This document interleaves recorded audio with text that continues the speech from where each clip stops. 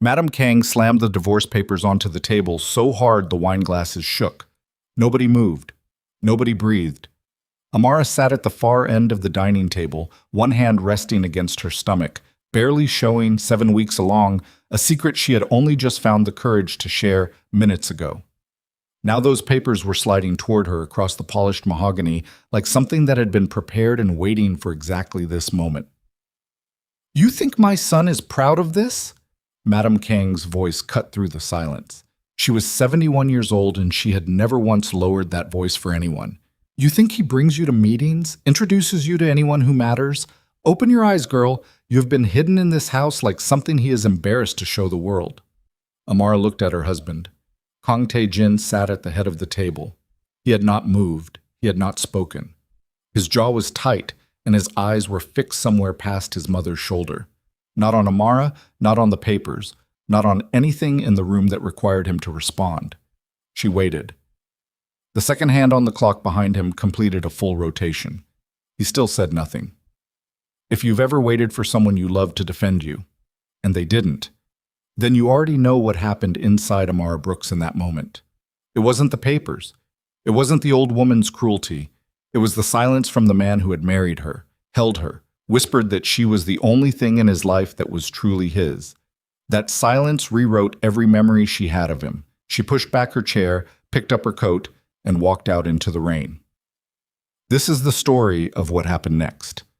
And I promise you, you are not ready for where it goes. If this is your first time on this channel, welcome.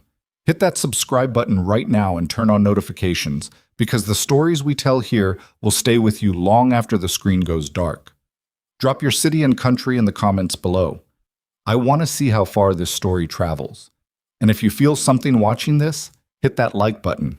It means more than you know. Now stay with me, because Amara's story is only just beginning. 5. The night Amara Brooks arrived in Seoul for the first time, she was 26 years old, carrying one suitcase and a scholarship to study international hospitality management at Yonsei University. She had grown up in Memphis, Tennessee, in a house where the heat worked sometimes and the refrigerator door had to be held shut with a bungee cord. Her mother had worked doubles at a hospital laundry for 11 years to save the money that made that scholarship possible. Amara had never once forgotten that. She was not the kind of woman who walked into rooms expecting people to make space for her. She made her own space quietly, through work and precision, and the refusal to leave anything half-finished. Her professors noticed. Her classmates noticed. By her second year, she was tutoring students who had grown up with private school educations and family money and still could not organize a production schedule as efficiently as she could. That was how she met Kang Tae-jin. Not the way the tabloids would later speculate. No dramatic encounter, no orchestrated collision. He had come to the university to give a guest lecture on hospitality sector investment, representing his family's legitimate real estate development arm.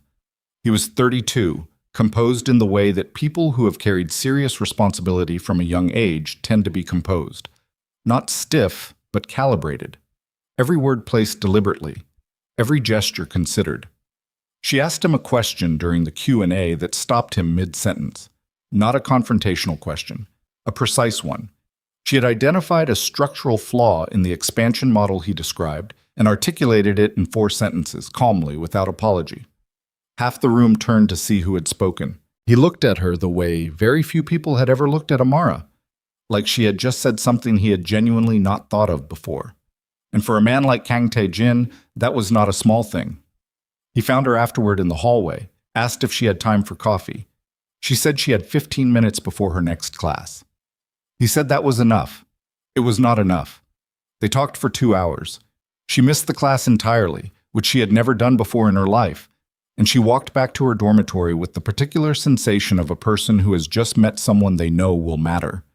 What she didn't know, what she had no way of knowing in that hallway with its fluorescent lights and the sound of students rushing past, was that Kang Tae-jin's family's real estate arm was a surface. A legitimate, fully operational business, yes, but beneath it, and carefully walled off from it through layers of corporate structure and trusted intermediaries, was something else entirely. The Kang organization had operated in Seoul's financial underworld for 2 generations, not drugs. The family had a strict internal code against narcotics, but protection, territorial negotiations between rival factions, certain kinds of political influence that governments found inconvenient to manage directly. Taejin had inherited that world at 24 when his father died of a sudden cardiac event during a negotiation in Busan. He had run it since then with the same calibrated precision he brought to everything. He did not tell her any of this for 7 months. When he did, they were sitting on the floor of his apartment at 2 in the morning, eating leftover tteokbokki from a container because neither of them had wanted the evening to end. He told her everything. He watched her face as he talked, and he did not try to manage her reaction. When he was done, the apartment was very quiet. She asked him 3 questions, not the questions he expected, not about danger or morality or what this meant for her. She asked how many people depended on the organization for their legitimate livelihoods. She asked whether he believed the work he did caused direct harm to individuals. She asked whether he had ever wanted a different life. He answered honestly all 3 times. She sat with it for a week. Then she came back. She never pretended his world was clean. She never romanticized it. But she was a woman who had grown up understanding that the world was not divided into pure and corrupt. It was divided into people who acknowledged what they were and people who lied about it. Whatever Taejin was, he had not lied to her. They married 18 months later in a small ceremony attended by 4 people. His mother was not among them. Madame Kang had been told of Amar's existence 6 weeks before the wedding, in a conversation that lasted 11 minutes before she stood up and left the room. Taejin had watched her go and then turned back to the dinner he was eating. He did not call after her. Amara had believed at the time that this meant he was choosing her. She understood later, much later, sitting in a car in the rain outside the hospital where her son was born, that what it actually meant was that he was choosing not to have that particular fight on that particular evening, that there was a difference, that the difference mattered enormously. But she didn't understand it yet on their wedding day, when he looked at her across those 4 witnesses and said the words that she had waited her whole life to hear from someone she believed entirely. She understood it the way people understand things they don't want to examine too closely, at a distance, with the volume turned down. The 3 years of their hidden marriage were not unhappy. That was the complicated thing about it. They were not unhappy. He came home most nights. He called when he couldn't. He listened when she talked, and he remembered things she mentioned once in passing and brought them up weeks later, which was one of those small intimacies that means more than grand gestures. He was not a demonstrative man in public. That was cultural, she told herself, and she believed it because it was partially true. Korean men of his generation and class did not display affection openly. She had read about this. She had prepared herself for it. What she had not prepared herself for was the systematic absence of her from his public life. 3 years, and she had never attended a single event connected to his work. She had never been introduced to a business associate. She had never been photographed beside him. When his name appeared in the financial press, which it did regularly, as he was considered one of the more interesting second-generation figures in Korean real estate development, there was never a mention of a wife. Not a hint of one. His official biography on the company website listed him as unmarried. She had brought this up twice. The first time he had explained about the complexity of his position, the scrutiny he was under, the need to protect her from that scrutiny. She had accepted this because she loved him and because it contained enough truth to be convincing. The second time, he had been quiet for a long moment before saying that he needed more time. She had nodded and walked to the kitchen to finish making dinner and stood over the pot with the steam rising around her face and breathed through something that didn't yet have a name. Then she found out she was pregnant. She took 3 tests over 2 days, alone in the bathroom of the apartment he had given her. Not their shared apartment, her apartment, which she had initially understood as a practical arrangement for her studies and later stopped examining too closely. She sat on the edge of the bathtub for a long time after the 3rd test. She was not frightened. She was not unhappy. She felt something large and definite settle into her chest, like something that had been waiting for its moment to land. She called Taejin and asked him to come for dinner. She made the meal herself. His favorites, things she had learned to cook in his style, small acts of attention she had always offered without announcement. When he arrived, she waited until they were seated before she told him. She watched his face when she said the words. He looked at the table. Then he looked back at her, and there was something in his expression she could not fully read. Not coldness, not rejection, but a kind of seized quality, like a man who has just registered a complication he is not yet prepared to address. "We need to talk to my mother," he said. Those 5 words were the first time she felt something close to fear. She didn't say anything. She picked up her fork. He called his mother that evening, and 2 days later they were in Madame Kang's formal dining room, a room that was designed to make you feel like a guest who had not quite been invited, with its museum-quality furniture and the way the overhead lighting fell in a manner that somehow illuminated Madame Kang's position at the head of the table and left everyone else in relative shadow. Amara had met Taijin's mother 4 times in 3 years. Each encounter had been brief, formally correct, and faintly hostile in the way that highly controlled people express hostility, not through rudeness exactly, but through the precise management of warmth. There was none given and none implied. Amara was looked at the way one looks at a document that requires review before any decision is made. She had dressed carefully that evening, a deep green dress that she knew suited her. Her hair was done simply and well. She had made a decision on the drive over, without announcing it to Tae-jin, that she was going to say the thing plainly. She was not going to offer the news as a question or a negotiation. She was going to state a fact about her own life and her own body and allow the room to react as it chose. Madame Kang was already seated when they arrived. She did not stand. She allowed the housekeeper to bring tea, which was poured and distributed without acknowledgement, and then she looked at her son as though Amara were not present. Tae-jin said, "Mother, Amara has something to share with us." Amara registered the phrasing, not, "We have something to share," not, "I want to tell you something." Amara has something to share, as though he were handing her an object to carry across a room he had already exited. She looked at him once. He was looking at his tea. She turned to Madame Kang. "I'm pregnant," she said. 7 weeks. We're going to have a child." Madame Kang's expression did not change. She reached for her cup, took one slow sip, and set it down. Then she looked at Amara with the particular focus of someone who has been deciding what to say for a long time and has finally landed on exactly the right words. "Did you think this would help you?" she said. Amara kept her face still. "I don't understand the question." "Yes, you do." Madame Kang turned to the side and opened the slim drawer set into the table beside her chair. The kind of detail that told you this table had been custom-built, that the woman sitting at it had planned for many different kinds of conversations over many years. She removed a manila folder and set it on the table. Then she slid it forward until it rested in front of Amara. Inside were papers with a legal header and 2 signature lines and a number that Amara's eyes caught and then released because the number was irrelevant. "Divorce papers," Madame Kang said, in the same tone one might announce the weather. "Prepared 3 weeks ago. The settlement is generous." The room went completely still. "Tae-jin has not shown the world that he is married to you," Madame Kang continued, "because he is not able to. You understand what his position requires. You understand the alliances that hold his world together.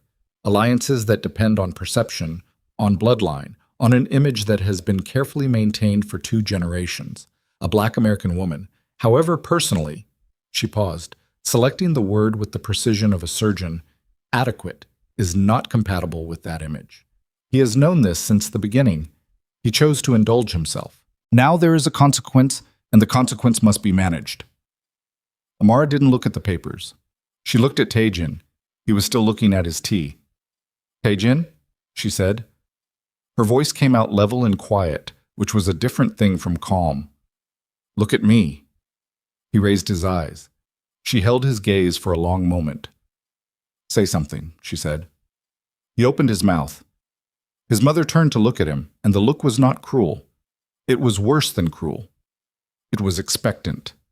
It was the look of a woman who already knew what her son was going to do and was waiting for him to do it. And Kang Tae-jin, who had negotiated with criminals and politicians and men who kept rooms in their homes specifically for the purpose of making other men afraid, looked at the woman who was carrying his child and said nothing. His jaw tightened. His hands, flat on the table, did not move. He said absolutely nothing. Amara stood up. She did not raise her voice. She did not knock anything over. She picked up her coat from the back of her chair with both hands, and she walked to the door of that formal dining room, and she left without closing it behind her. The rain outside was the kind that Seoul occasionally produces in late autumn. Sudden, dense, and cold in a way that finds every gap in whatever you're wearing. She had left her umbrella in the car, and the car was on the other side of the gate with the driver who worked for Tae-jin. So she walked past it. She walked out through the gate and onto the street, and she kept walking. She had no plan.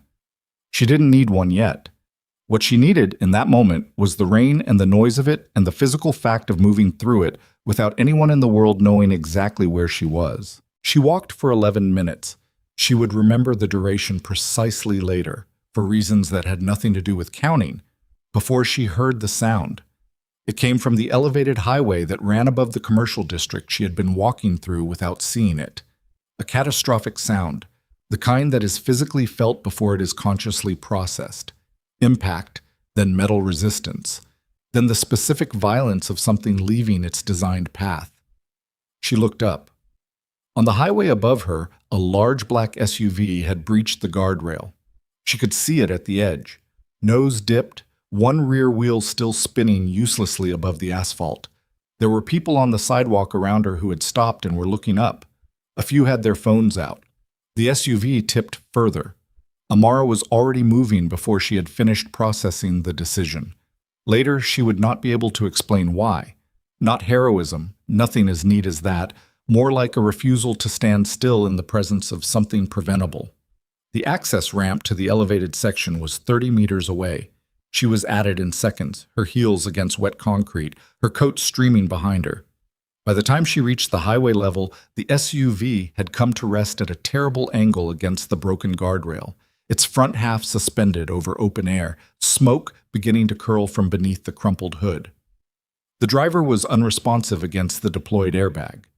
In the back seat, barely visible through the spider-webbed rear window, an elderly woman was moving, alive, attempting to open a door that had been bent inward and would not move. The bystanders behind Amara were shouting distances. 12 meters? 8. Stop. She did not stop. She got to the rear passenger door and pulled. The handle resisted. She braced one foot against the frame and pulled again, and something gave way with a sound like a sentence being cut short. She got the door open 6 inches. Then she got it open further. The smoke was thicker now. The front of the vehicle was making a new sound. Lower, sustained, the kind of sound that preceded other sounds she didn't want to hear. The elderly woman inside looked at her through the smoke. She was perhaps 70, dressed in a dark silk blouse that was now torn at one shoulder, with the bearing of someone who had spent decades being the calmest person in any given room and was drawing on that now because the alternative was panic, and panic would not help. Her eyes were sharp and present. She was frightened. Amara could see that, but she was managing it. "Your arm," Amara said. The woman extended her arm. Amara pulled. They were 8 feet from the vehicle when it ignited. The concussive heat pushed them both forward, and Amara covered the woman's body with her own on the wet pavement, the world briefly orange and roaring around them, and then it subsided into the lesser sound of burning and sirens beginning somewhere below. She lay there for a moment with her cheek against the wet asphalt and her arms around a stranger and the rain coming down on both of them. The woman beneath her said, in accented but precise English, "You can let go now. I am all right." Amara let go. They sat up together on the highway, 2 women in ruined clothes, and looked at each other. "My name," the woman said, breathing carefully through what Amara suspected were bruised ribs, "is Han Seo-yoon." Amara looked at her. The name connected to something. A face in a magazine, a profile in a business journal she had read during one of the long evenings in her apartment. Han Seo-yoon, founder of Han Global Holdings, one of the most influential private investors in Asia, the kind of person whose decisions moved markets. "Amara Brooks," she said. Han Seo-yoon looked at her with the sharp, assessing eyes that had made her one of the most formidable negotiators in Korean business history. "Amara Brooks," she repeated slowly. Then, as the first emergency vehicles reached the highway ramp, "You are pregnant." Amara looked down at herself. Her coat had fallen open. Her dress. the slight curve that was not yet visible to most people who were not looking for it. "Yes," she said. Han Seo-yoon nodded once. Her expression did not hold pity. It held something more considered than pity. The look of a woman who had seen enough of the world to recognize a moment that mattered when she was sitting in the middle of one. "Then we have something to discuss," she said. "When you are ready." The paramedics reached them. The rain continued to fall.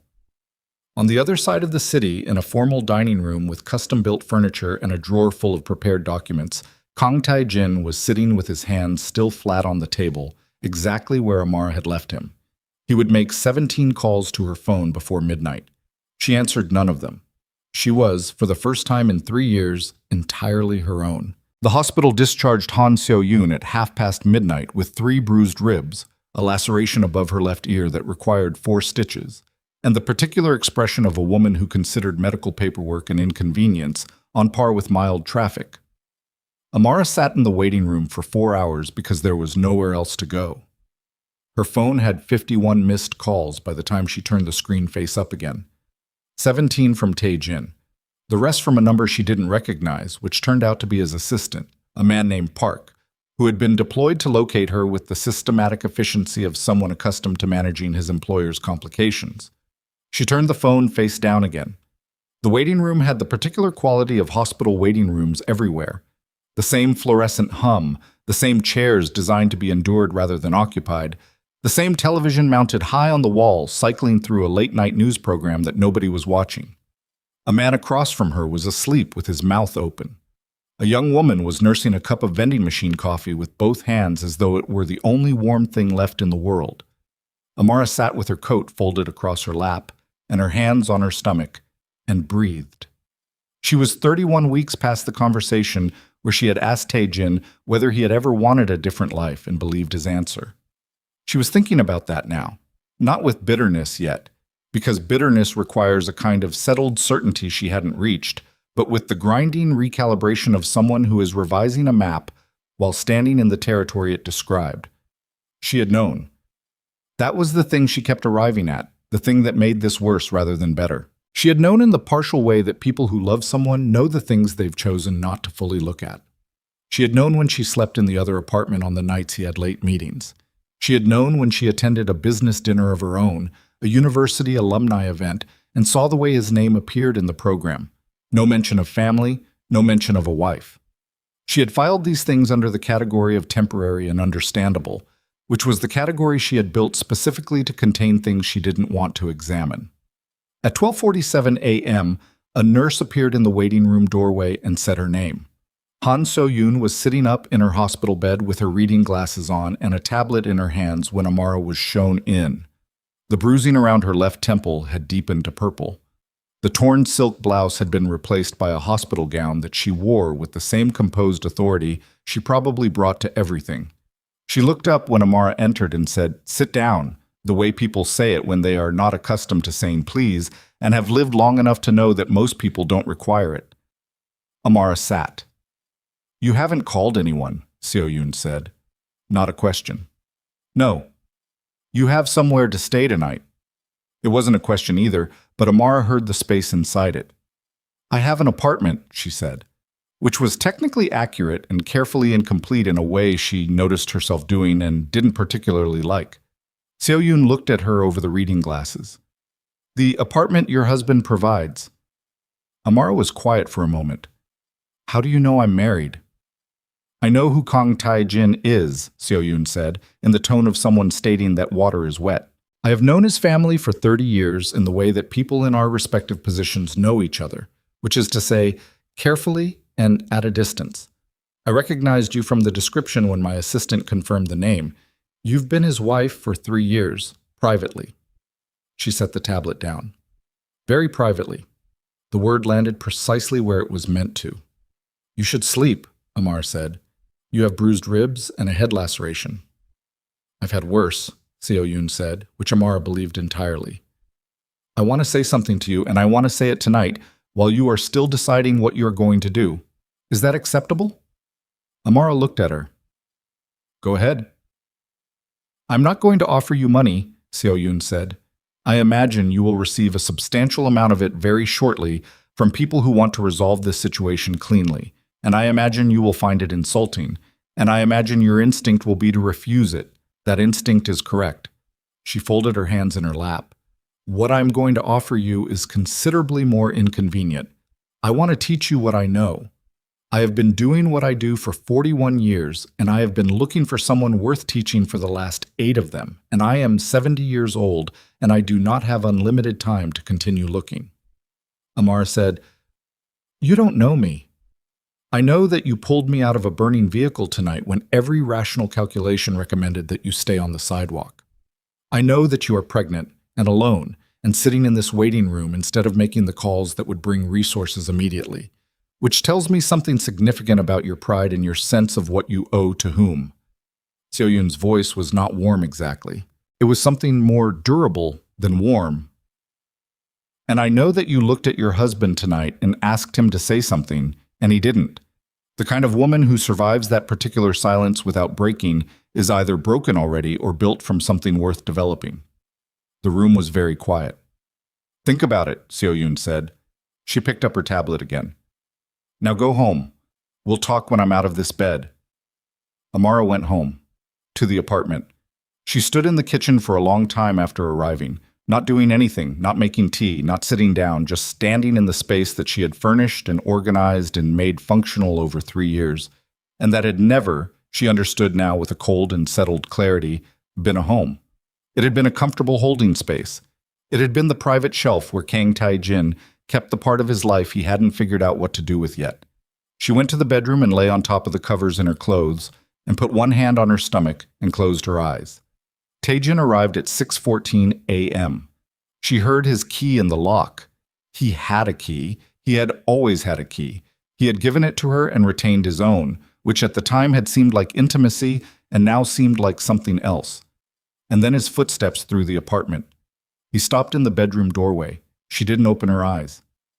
"Amara, I'm awake. I've been—" He stopped. She heard him exhale. "I called." "I know." He came into the room. She heard him sit on the edge of the bed near her feet. She opened her eyes then because she needed to see his face when he spoke, needed to read it the way she had always been able to read him, the small, muscular negotiations of his expression that told her more than his words did.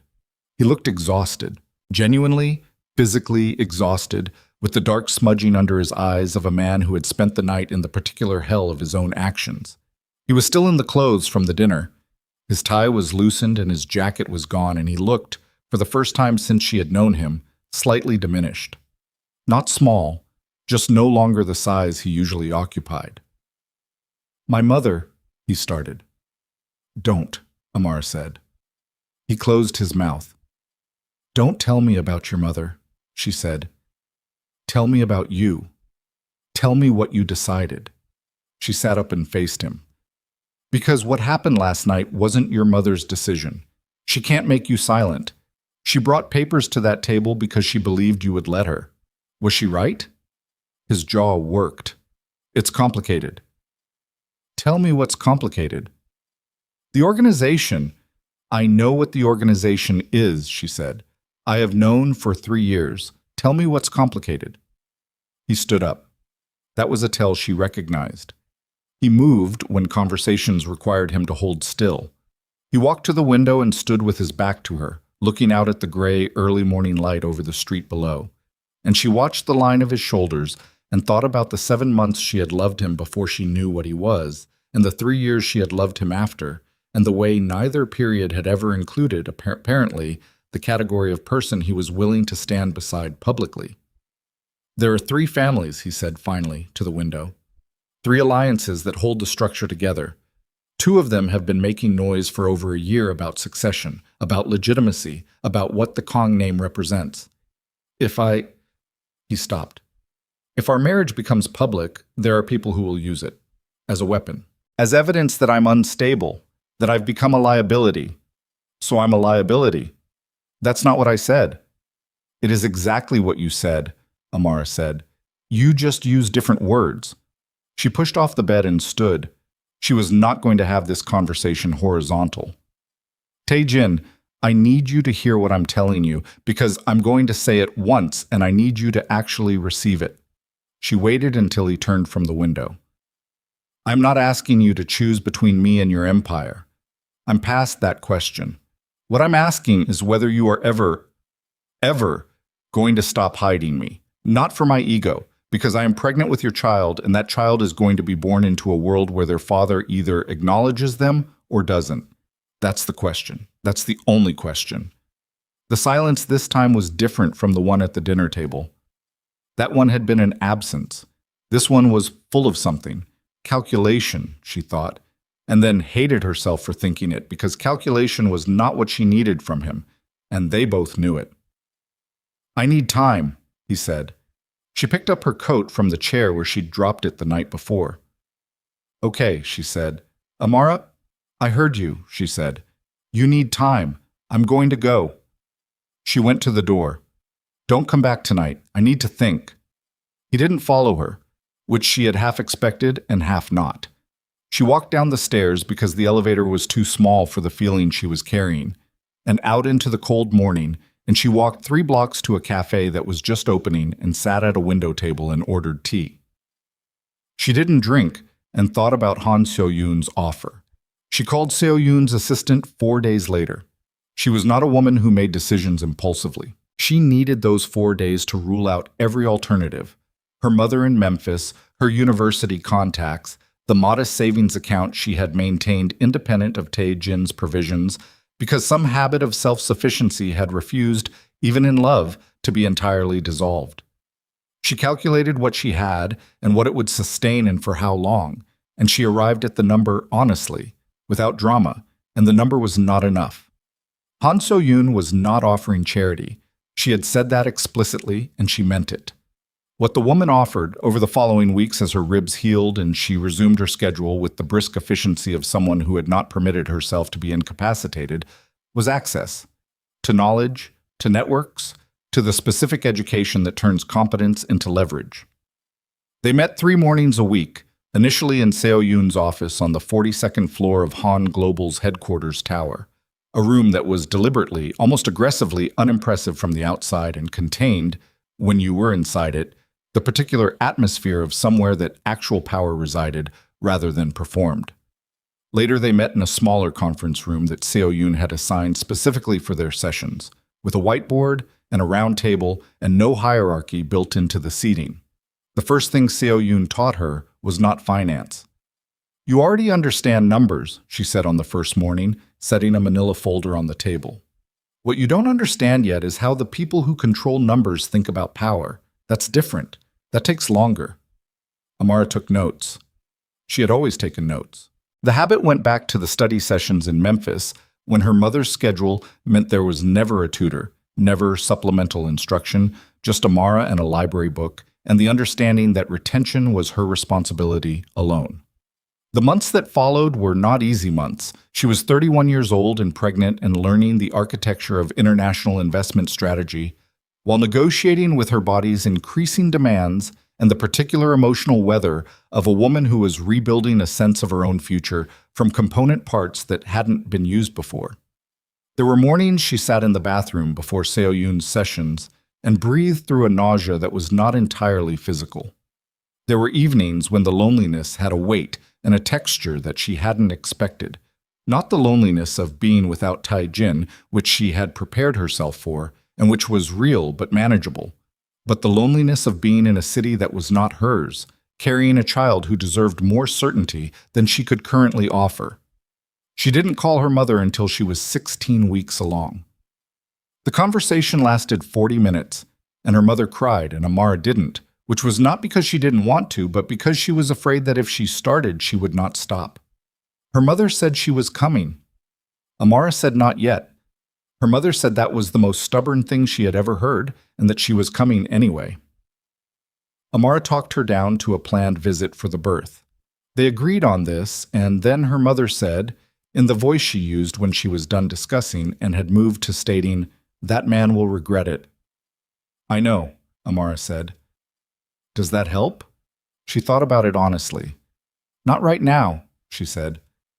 "Maybe later." Tae-jin did not disappear. that would have been cleaner, in a way. He called consistently throughout those months. Not floods of contact, not desperation, but regular measured intervals that had the quality of someone maintaining a practice rather than pursuing a person.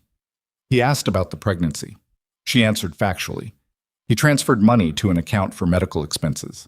She used it for medical expenses because refusing it would have been a performance of pride she couldn't afford and wasn't interested in staging. Once, he came to the hospital for an ultrasound appointment. She hadn't told him about it. He was there when she arrived, standing in the waiting room in civilian clothes, no driver, no security, in the way that Tae-jin in civilian clothes always looked slightly unconvincing, like a soldier in wrong uniform. He looked at her across the waiting room with an expression she recognized and had loved, and still, despite everything, felt something about. She said, "You can come in if you want." He came in. He stood at the edge of the room while the technician worked, and he watched the screen with an expression she couldn't fully see from her angle, just the profile of it. And when the heartbeat came through on the audio, that specific sound, rapid and improbable and real, she heard him exhale through his nose, a short, compressed breath, the sound of something arriving that he hadn't known how to expect. "It's a boy," the technician said. Tae-jin didn't say anything. He put one hand briefly on the frame of the door, steadying himself almost imperceptibly, and then he took the hand away. They stood in the parking lot afterward in the November cold, their breath visible. Amara. His voice was different. She had been listening to this man's voice for 4 years, and she knew its registers. This one she had heard rarely, stripped of its management. "Tell me what I need to do." She looked at him for a long moment. "I don't know anymore," she said. "I used to know. I had a list. But I'm tired of having the list, Tae-jin. I'm tired of building the argument for why I should exist publicly in your life. I shouldn't have to build it. It should already be there." He was quiet. "When this baby comes," she said, "I need to know whether you are going to be his father. Not a provider, not a presence on paper, his father. Whether you will put him in your arms in front of people who matter to you and say, 'This is my son.'" She watched his face. "Can you tell me that?" He said, "Yes." She looked at him. "You said yes very fast." "Because it's true." "Saying something fast doesn't make it true," she said. "It makes it easy. These are different things." She pulled her coat closed. "Show me. When he's here. Show me." She went back to her apartment. He went back to his world. The Kong organization, she would learn later, and through sources she developed through Han So-yoon's network, was experiencing the first serious fractures of what would become a prolonged structural deterioration. 2 of the 3 families Tae-jin had described to her, the alliances he had cited as the reason for her continued concealment, had begun quiet lateral movements, testing autonomy, shifting minor asset portfolios away from the central structure. A man named Wu, who held the Northeastern Territorial Relationship, had met twice that autumn with a rival faction without reporting the meetings. These were not dramatic events. They were the early sounds of an institution beginning to come apart at its load-bearing points. Small, easy to explain away. The kind of thing you could dismiss if you were a man who had spent 3 years believing the structure would hold because it always had. Tae-jin was that man, for a while longer. Micah was born on a Thursday in February at 4:22 in the morning in a private hospital room that smelled of antiseptic and the particular impersonal cleanliness of places where enormous things happen to ordinary people. Amara's mother was there. She had arrived 5 days earlier and had spent those 5 days reorganizing the apartment kitchen and making soup and asking pointed questions about the hospital's accreditation that the nursing staff found simultaneously irritating and reassuring. Tae-jin arrived 18 minutes after the birth. He had been called. He came in wearing a coat over what appeared to be clothes he'd pulled on quickly, and he stopped in the doorway and looked at the woman in the bed and the small person she was holding, and something moved across his face that Amara had never seen on it before. Not emotion in the controlled, managed sense that she associated with him. Something rawer than that. Something that had gotten past whatever mechanism he normally used to filter these things. He crossed the room. He stood at the bedside and looked at Micah. The small creased face, the black hair, the extraordinary fact of an entirely new person having just become present in the world. and he said nothing for a full minute. "Can I hold him?" he asked. Quietly. Amara's mother, sitting in the chair near the window, looked at her daughter. Amara looked at Tae-jin. Then she transferred Micah into his arms, carefully, with the particular economy of motion of someone who is very tired and doing this correctly despite that. Tae-jin held his son. He was not practiced at it. She could see the slight overcorrection in his grip, the stiffness of a man who was afraid of doing it wrong. And Micah made a small sound of complaint at the adjustment before settling. "Hello," Tae-jin said to his son, quietly, like it was a private conversation. Amar's mother looked at the window. Her expression was the specific expression of a woman who has seen enough of life to hold two true things at once, that this moment was real and that it was not sufficient. 3 months passed. Micah grew with the rapid, indifferent urgency that newborns apply to the project of becoming themselves. Amara returned to her sessions with Seo-yoon, bringing Micah in a carrier for the morning ones, and the older woman looked at the baby with the focused attention she brought to everything and said, "He has stubborn eyes," which was not quite a compliment and not quite not one. Tae-jin visited. He visited regularly, more than Amara had expected, and he was, she had to acknowledge this honestly, trying. He learned to hold Micah with less stiffness. He showed up for things without being asked.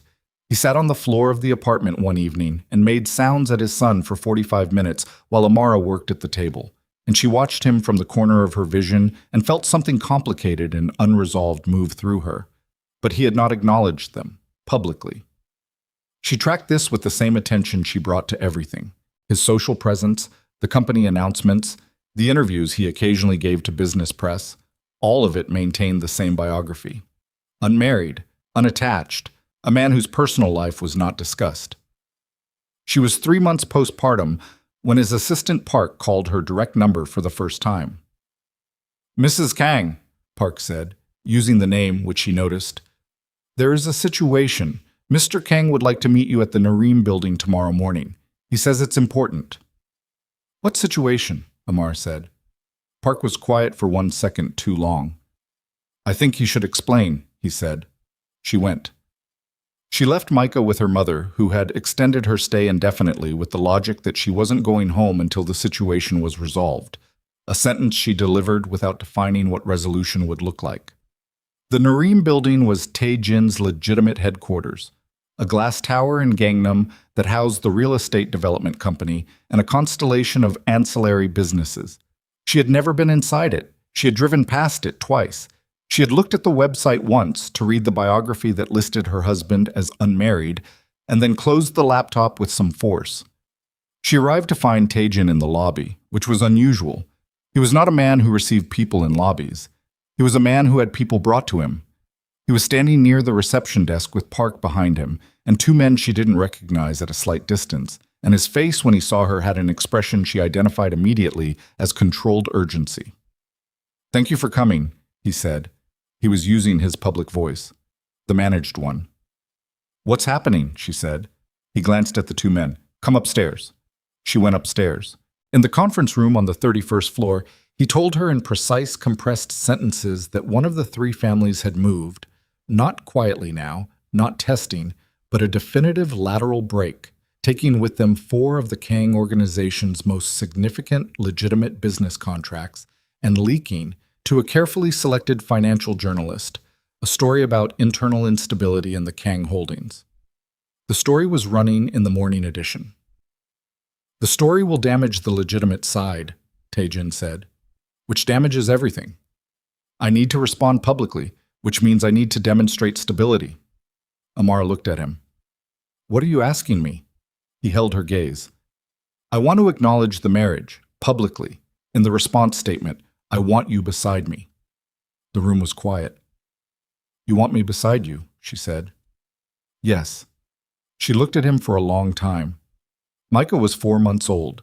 She was a woman who had just spent 4 months not sleeping enough and learning international finance from one of the sharpest minds in Asian business and rebuilding herself from the inside out. And she was looking at the man she had once loved completely and identifying with cold precision exactly what was happening. "You want me beside you," she said again, slowly. Because it will help the story. Amara. I am asking you a direct question, she said. Not because of Micah. Not because of the 3 years. Not because you love me. Because it will stabilize the narrative. His silence lasted exactly long enough to be its own answer. She picked up her bag. No, she said. He stood. Amara, listen. I heard you, she said. 3 months ago I asked you to show me. I said show me, not explain it to me, not time it to when it's useful. She walked to the door. When you want to acknowledge your son because he is your son, call me. When you want to acknowledge your marriage because I am your wife, call me. She opened the door. Don't call me because a journalist is printing something inconvenient. She walked to the elevator. She pressed the button. She stood with her back straight and her hands steady, and she waited for the doors to open, and the whole time she was aware of him standing in the conference room doorway, watching her. The doors opened. She stepped in. As they closed, she caught one last look at his face. And for the first time in the 4 years she had known Kang Tai-jin, the composed, calibrated, carefully managed expression was entirely gone. What was underneath it was something much more difficult to look at, but the doors closed before either of them could do anything about it. The elevator doors opened on the ground floor, and Amara walked out of the Nareem building into cold February air and stood on the sidewalk for a moment with her hands in her coat pockets and her breath making small clouds in front of her face. She didn't feel victorious. She had expected to feel something clean, the specific clarity that comes after saying the exact right thing at the exact right moment. But what she felt instead was the particular exhaustion of a woman who has just spent 4 months operating at the absolute edge of her own capacity and is beginning to understand that the edge is not a temporary location. It is simply where she lives now. She took the subway home. She had stopped using the car service 3 months ago. Small choices. Small assertions of a life that was hers to organize. Her mother was asleep in the armchair when she got back, Micah drowsing on her chest in the improbable way of infants, and Amara stood in the doorway of the living room and looked at them both for a long moment before going to the kitchen to make tea. She actually intended to drink this time. She sat at the kitchen table and opened her notebook.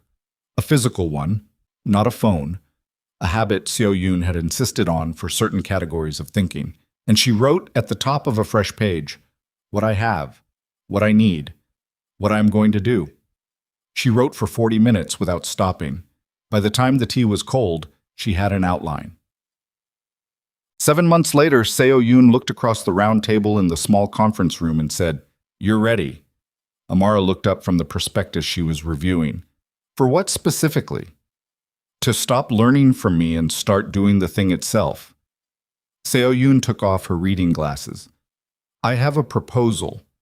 Han Global has been looking to establish a hospitality division, not hotels, something more specific, experiential luxury. The gap in the Asian market is enormous, and nobody has addressed it intelligently yet. She slid a folder across the table. I want to fund it. I want you to build it. Amara opened the folder. She read the first 2 pages without speaking. This is significant capital, she said.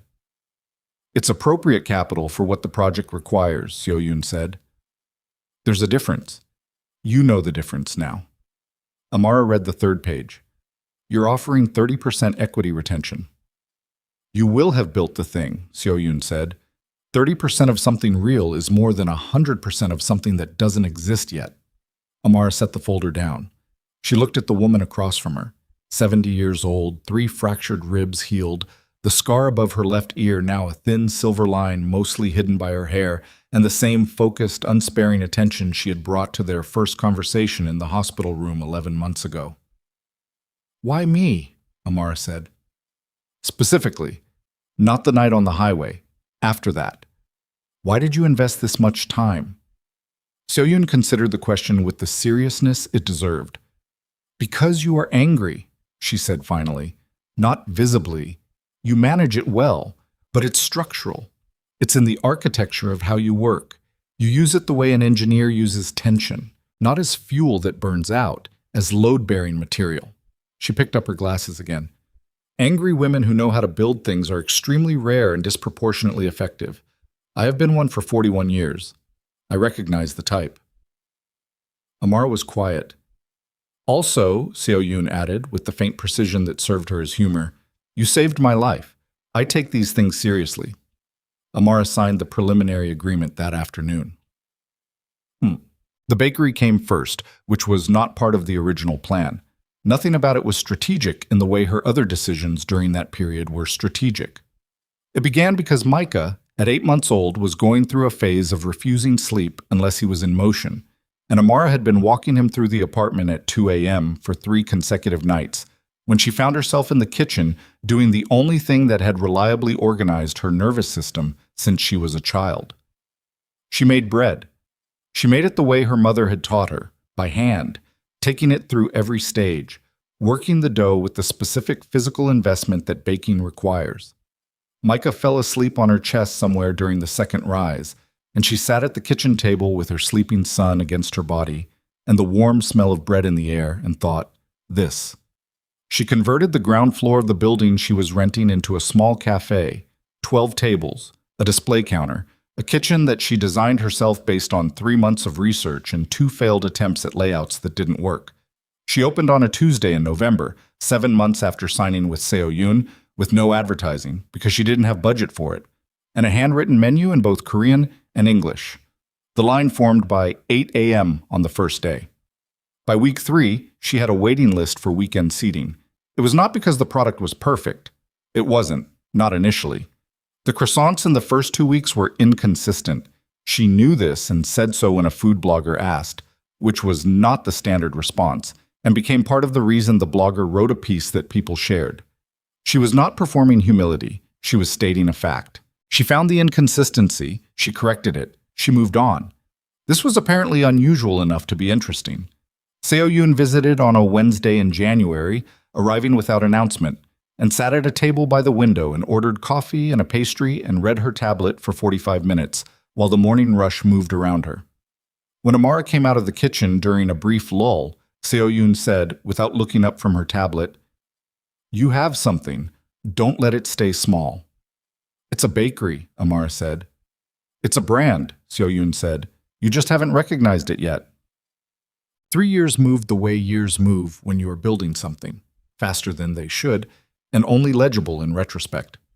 Micah turned 1, then 2, then 3, and became a person with opinions about things and specific strong feelings about the color orange and a laugh that started in his whole body before it reached his face, a physical, committed laugh that made everyone around him involuntarily respond.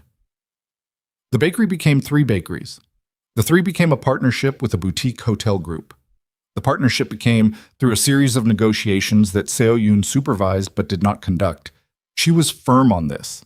Amara had to run these herself, a fully integrated hospitality concept that combined accommodation, culinary experience, and what the business press began to describe as cultural immersion programming.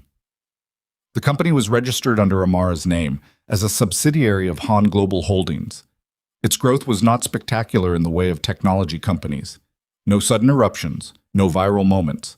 It was the kind of growth that comes from a thing being genuinely, durably good at what it does. She gave interviews occasionally. She was direct in them, not performing toughness, not softening her story into something easier to consume.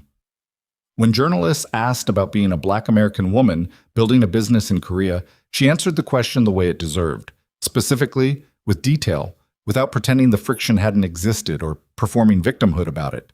She talked about what she had encountered and how she had navigated it and what it had cost and what she had learned. People responded to this with the particular intensity of an audience that is tired of being managed. She did not talk about Taejin. Not in any interview, not in any public context.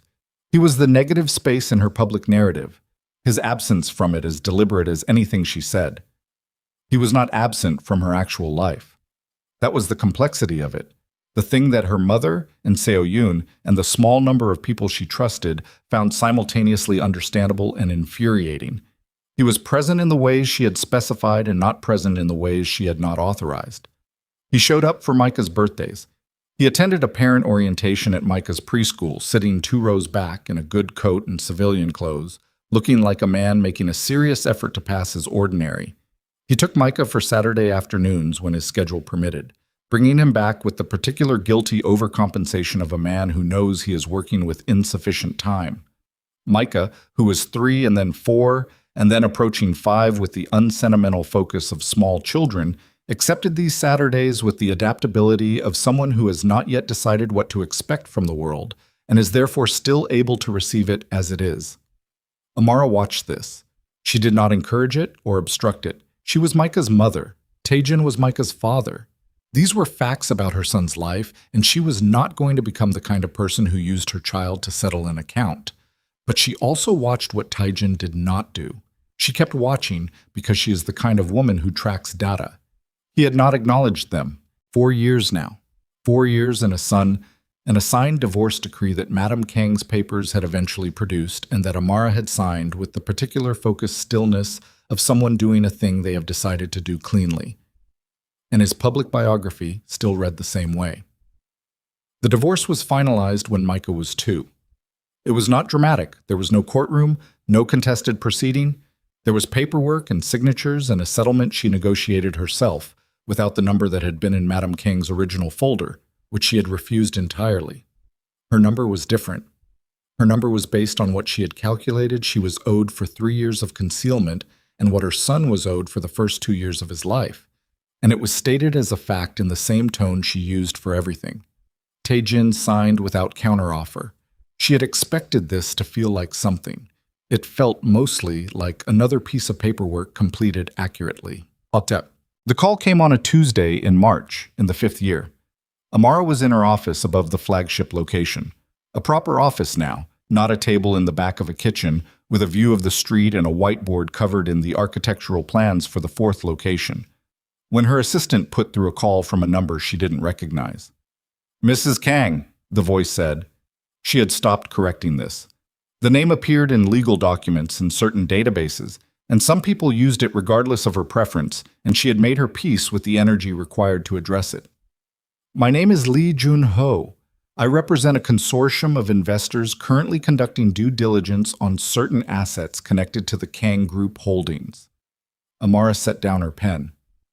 "I'm not a part of those holdings." "No," Lee said. "You're not, but Han Global Holdings is. And there are areas of intersection that I think would be worth discussing."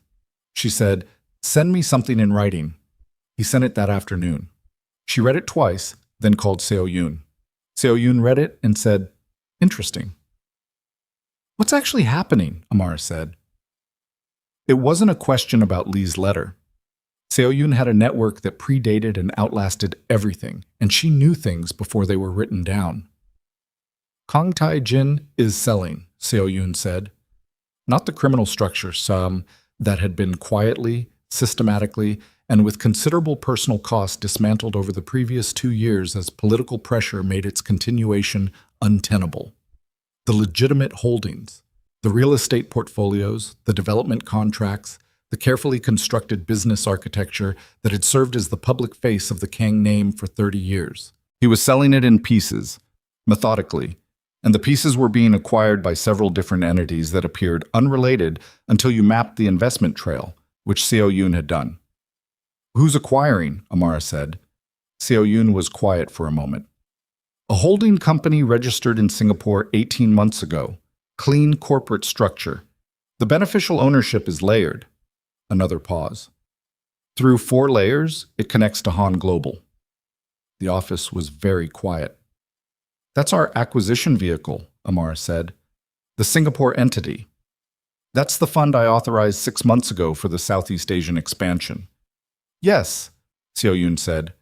Amara sat with this for a moment. "He's been selling to us."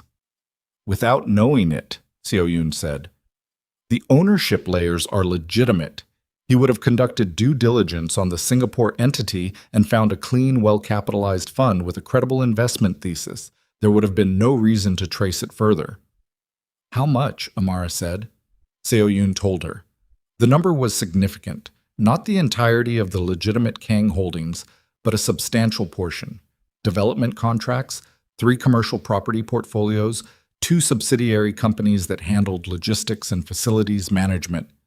Enough that when added to Han Global's existing position, It created a controlling interest in the legitimate business infrastructure that had defined the Kang Group's public face for 3 decades. "Does he know yet?" Amara said. "Not yet," Seo Yoon said. "The final acquisition closes in 10 days. After that, the ownership structure becomes part of the public record." Amara was quiet for a long time. "What do you want to do?" Seo Yoon said. She thought about the elevator doors closing on Tae-jin's face. She thought about the conference room table and the divorce papers and the hospital waiting room and the 17 unanswered calls and the biography that still read unmarried.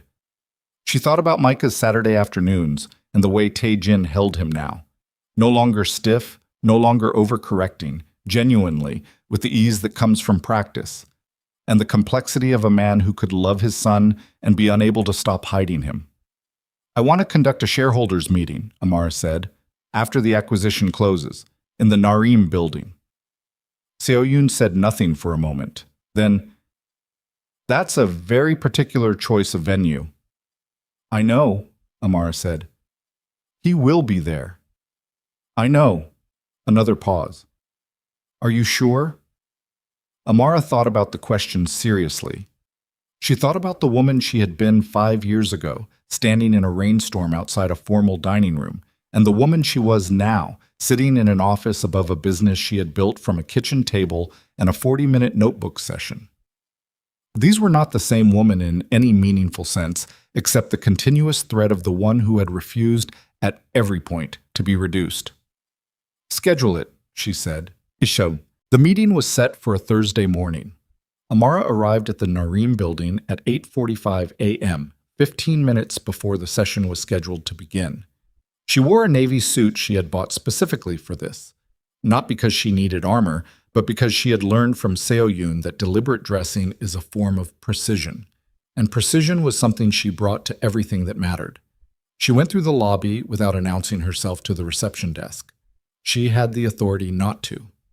The elevator took her to the 32nd floor conference room, which was larger than the one where she had told Tae-jin no 3 years ago.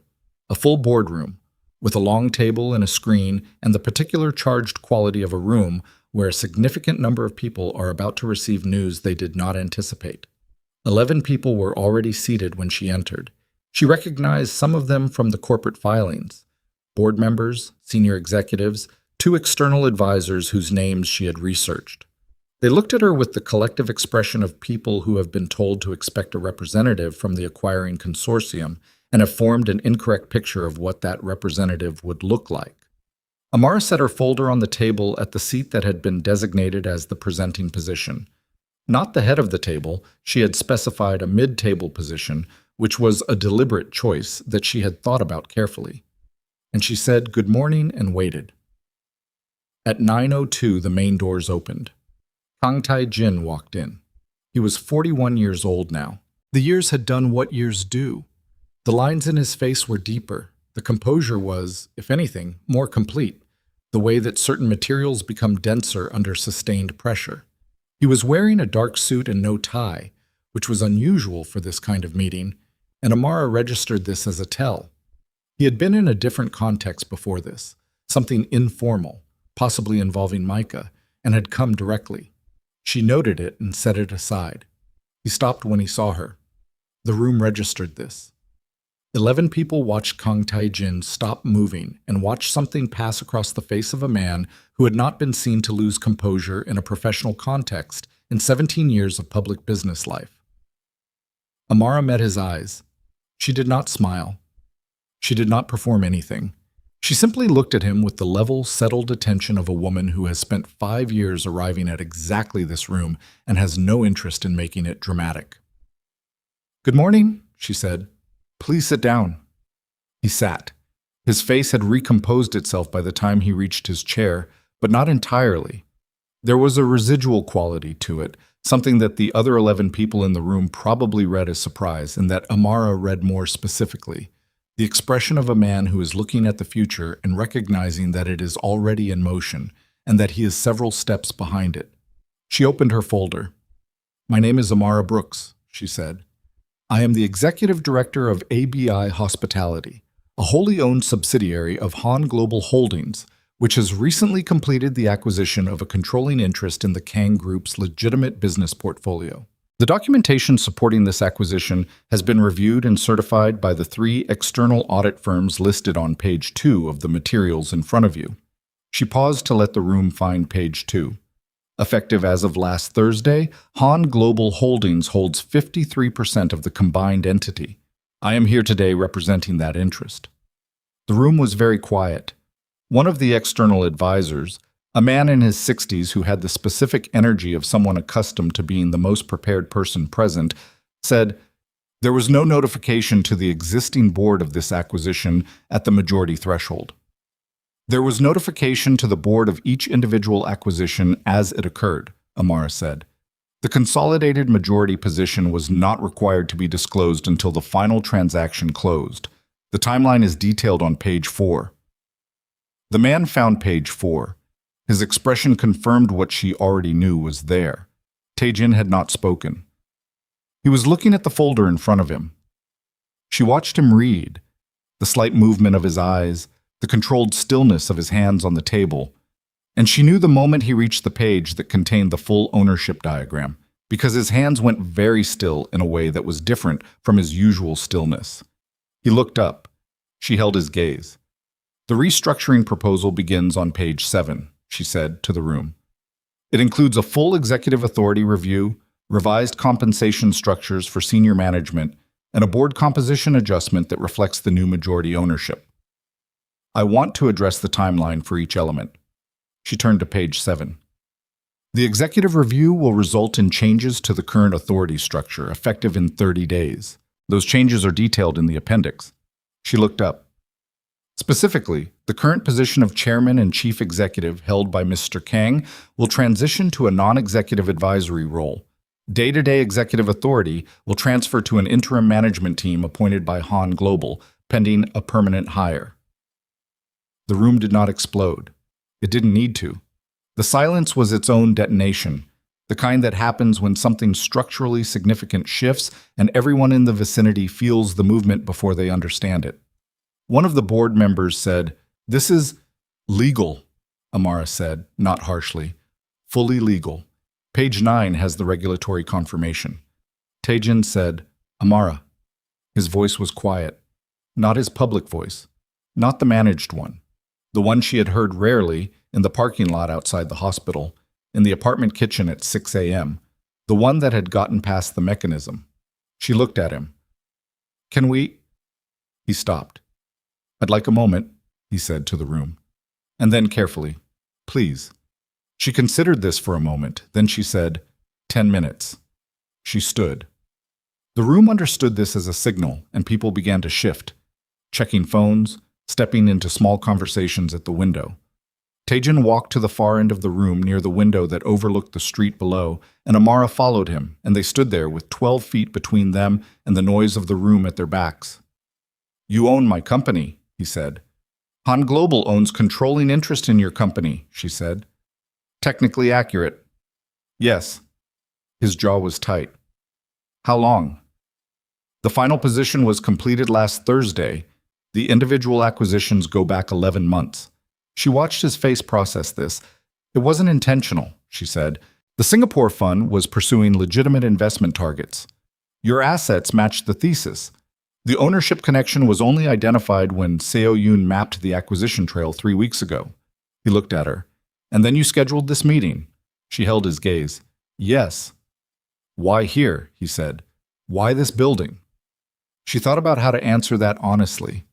"Because 5 years ago," she said, "I stood in an elevator in this building and left because you had given me no other option. I wanted to know what it felt like to walk back in." Something moved in his face. Not anger. Something more interior than anger. "The boy in the lobby," she said. "On your way in. Was Micah with you?" He blinked. The shift of subjects was deliberate, and he knew it. "His school has a half day. I picked him up." "Where is he now?" "My assistant has him downstairs." Amara looked at the man in front of her, the man she had loved, the man who had failed her in the specific way that only people you have fully trusted can fail you. The man who was currently standing at the window of a conference room where he had just been formally stripped of executive authority over the company his family had built across 2 generations. And she thought about Micah downstairs with an assistant, waiting. "Go get your son," she said. He looked at her. "The meeting is continuing," she said. "The restructuring is proceeding exactly as described. That doesn't change. But go get Micah and bring him up here and let him sit in the room." She picked up her folder. "He's 5 years old. He should know his parents can be in the same room without the world ending." Taejin looked at her for a long moment. "Why are you—" He stopped, started again. "After everything I did." "Why are you—" "Because he is my son," Amara said, "and yours. And I am not doing any of this to hurt him." She turned back toward the table. "That's the difference between us, Taejin. That has always been the difference." She walked back to her seat and opened her folder to page 7 and waited for the room to reconvene. Taejin stood at the window for another moment. Then she heard him walk to the main door and open it. He came back 4 minutes later with a 5-year-old boy who had his father's eyes and a small backpack covered in dinosaur stickers, and who looked around the large conference room with the focused, serious attention of a person encountering a new environment and deciding what he thinks of it. Micah found his mother at the table. His face did what Micah's face did, the laugh that started in his whole body, and he made his way around the edge of the room to her with the particular navigational confidence of a child who has learned that he is reliably received. She held out her arm without breaking her conversation with the external advisor on her left. Micah tucked himself against her side. Taejin sat back down at the table. He looked at his son against his mother's side, and then he looked at the woman who had built, from the ruins of what he had given her, something powerful enough to walk into his building and change the terms of everything. The restructuring meeting continued. Outside the windows of the Narim building, Seoul moved through an ordinary Thursday morning, indifferent to the rearrangement happening on the 32nd floor. The quiet, irrevocable transfer of power from a man who had chosen his empire over his family to the woman he had believed had nothing left after he made that choice. He had been wrong about that, as it turned out, in every possible way. And sitting in that room, with the documentation in front of him and his son across the table, and the sound of Amara's voice continuing with the same level, precise authority it had held since she walked through the door, Kang Tae-jin began to understand the full weight of what wrong had cost him. The 11 people filed out with the specific body language of individuals who have just witnessed something they will be describing to other people for years, and are still in the process of deciding what it means. The external advisor who had challenged the notification timeline shook Amara's hand on his way out, with the focused grip of a man revising his assessment of a situation in real time. 2 of the board members left without speaking to anyone. Taejin remained seated. Micah had fallen asleep against Amara's arm, somewhere around the 90-minute mark, with the absolute indifference to consequence that only small children and the very old can manage. And she had shifted him carefully so he was lying across 2 chairs with her jacket folded under his head. He was still there, breathing with the deep, committed rhythm of a child who has decided sleep is the appropriate response to a long morning in a conference room. The room was empty except for the 3 of them. Amara was collecting her folders. She worked methodically, left to right, the way she always organized physical materials. She did not look at Tae-jin. He said, "You knew. When you walked in this morning, you knew exactly what this room would look like from my side of it." "Yes," she said. "Did it feel the way you thought it would?" She paused, set down the folder she was holding, considered the question honestly because dishonesty would have been a waste of both their time. "No," she said. "It felt more complicated than I thought it would." He looked at the table. His hands were flat on it again. That old tell, the stillness that meant he was managing something large. "I'm not going to fight the restructuring," he said. "I know," she said.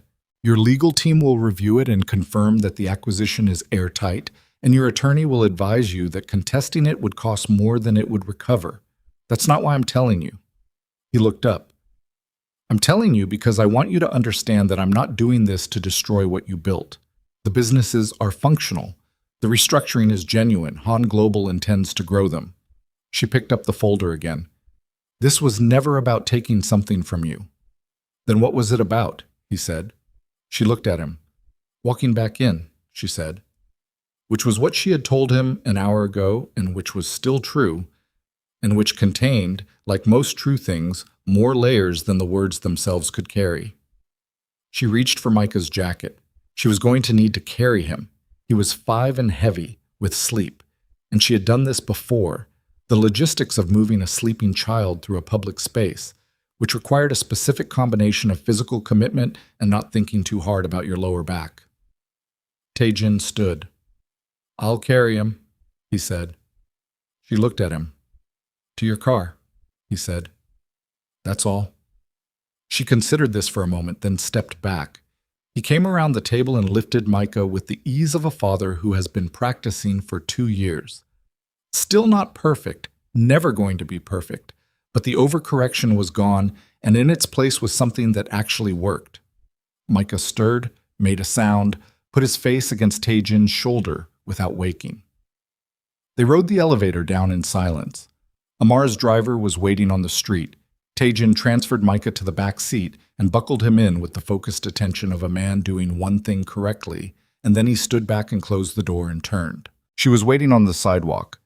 He said, "I need to ask you something." "Okay." "Is it finished?" he said. "Between us, completely finished." She looked at him for a long moment.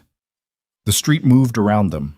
Ordinary Thursday, ordinary Seoul, taxis and pedestrians, and the particular ambient noise of a city that is indifferent to the significant conversations happening at its edges. "The divorce was finished 3 years ago," she said. "That's not what I asked."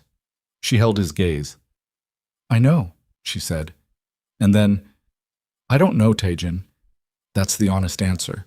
"I don't know what finished means for something that was as real as what we had." She opened the car door. "What I know is that I am not available to be hidden again. Not for any reason. Not for any version of a future with you. That part is finished." She got in the car. The driver pulled away from the curb. Amara did not look back through the rear window. She looked at her son sleeping beside her, his mouth slightly open, his dinosaur backpack wedged between his knees, and she breathed. The story should have ended there, or close to it. The acquisition was done, the restructuring was in motion, and Amar's position in the landscape of Korean business had been made definitively, publicly clear. She had not planned what came after. She had been too disciplined to plan past the point of the meeting, too experienced by now to treat an anticipated moment as an ending when it was, inevitably, a transition. What came after arrived 11 days later, at 6:40 in the morning, when her phone rang with a number she recognized as belonging to a man named Cho Dae-sung. She knew who Cho Dae-sung was. She had known for 2 years through the network Seo-yoon had helped her build, a network that included, among its less official nodes, people who knew things about the former infrastructure of organizations that no longer officially existed. Cho was one of the 3 family heads who had formed the alliance structure around the Kang organization. He was the one who had not broken away during the deterioration period. He was the one who had stayed, not out of loyalty, she had come to understand, but out of the specific calculation of a man who believed that the last one remaining inherits everything. She answered, "Ms. Brooks." His Korean was formal, which was its own communication. "I think we should meet. There are matters affecting your company's current interests that would benefit from a direct conversation." "Send me something in writing," she said, which was what she always said first. "This particular matter is better discussed in person," he said, "for both our sakes." She heard the structure of the sentence, the weight on both. "Where?" she said. She did not tell Seo-yoon before the meeting. She told her after, which was, she would acknowledge later, the single decision in the entire sequence that she made badly. Not disastrously, but badly. Seo-yoon's response, delivered in the measured tone that Seo-yoon used when she was genuinely concerned and was choosing to present it as something less than that, was, "You should have told me first." "I know," Amara said. "What did he want?" Amara set her phone on the table. She was in Seo-yoon's office, 42nd floor, late afternoon, the city going amber outside the windows. "He wanted to make clear," she said carefully, "that certain people have concerns about Han Global's acquisition of the Kang assets. Specifically, about what that acquisition means for arrangements that predate the legitimate business structures by a considerable amount of time. Seo Yoon was very still. What arrangements? He didn't specify. He didn't need to. She looked at her hands. He was telling me that there are people who use the Kang organization's infrastructure for purposes that never appeared in any corporate filing, and that those people are concerned about who now controls that infrastructure, and that their concern is the kind that requires resolution. He threatened you, Seo Yoon said. He presented a situation, Amara said.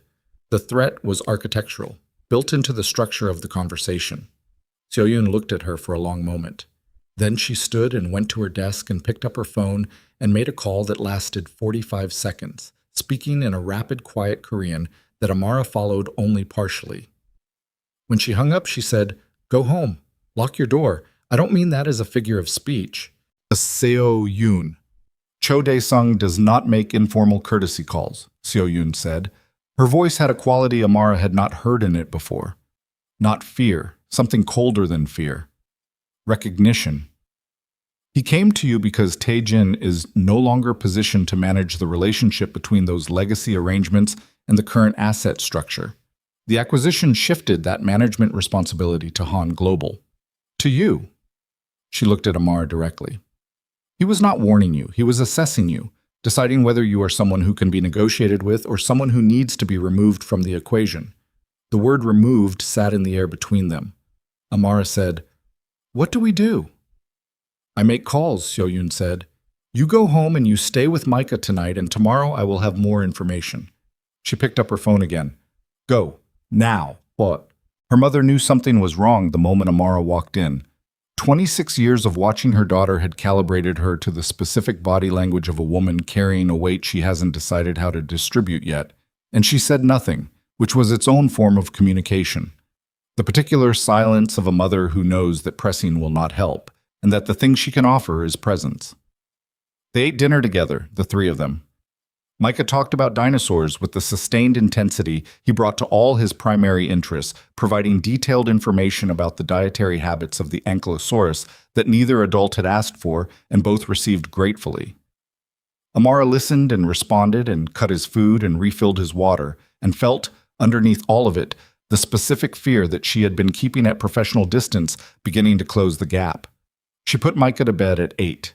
She sat on the edge of his bed in the dark after he fell asleep, listening to him breathe, thinking about the word removed and everything it could mean for a woman who had placed herself at the center of a business restructuring that had apparently disrupted arrangements she had not known existed.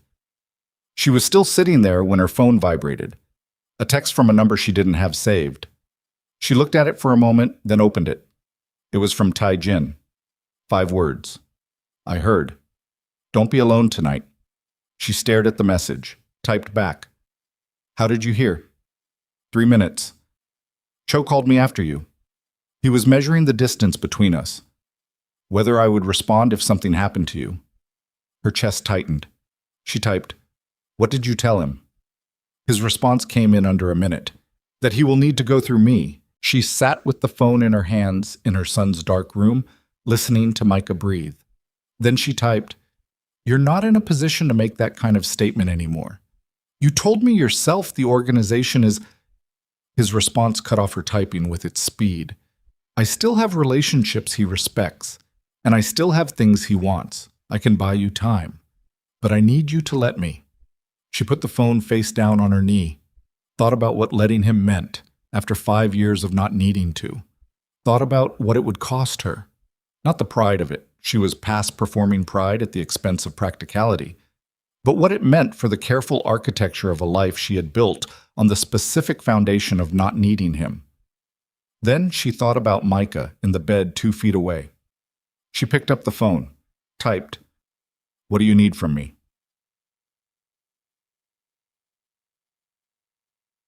He arrived at 9:45 with 2 men she didn't recognize who took up positions in the hallway outside the apartment with the professional absence of people trained to be functionally invisible. Her mother looked at them through the peephole, looked at Amara, and said, "I'm going to make tea," which was her mother's way of removing herself from a conversation she had decided the two of them needed to have without her. Tae-jin came in. He looked like a man who had not slept the previous night, which was probably accurate. He had the particular rawness of someone who has been operating on decision and adrenaline without the buffer of rest.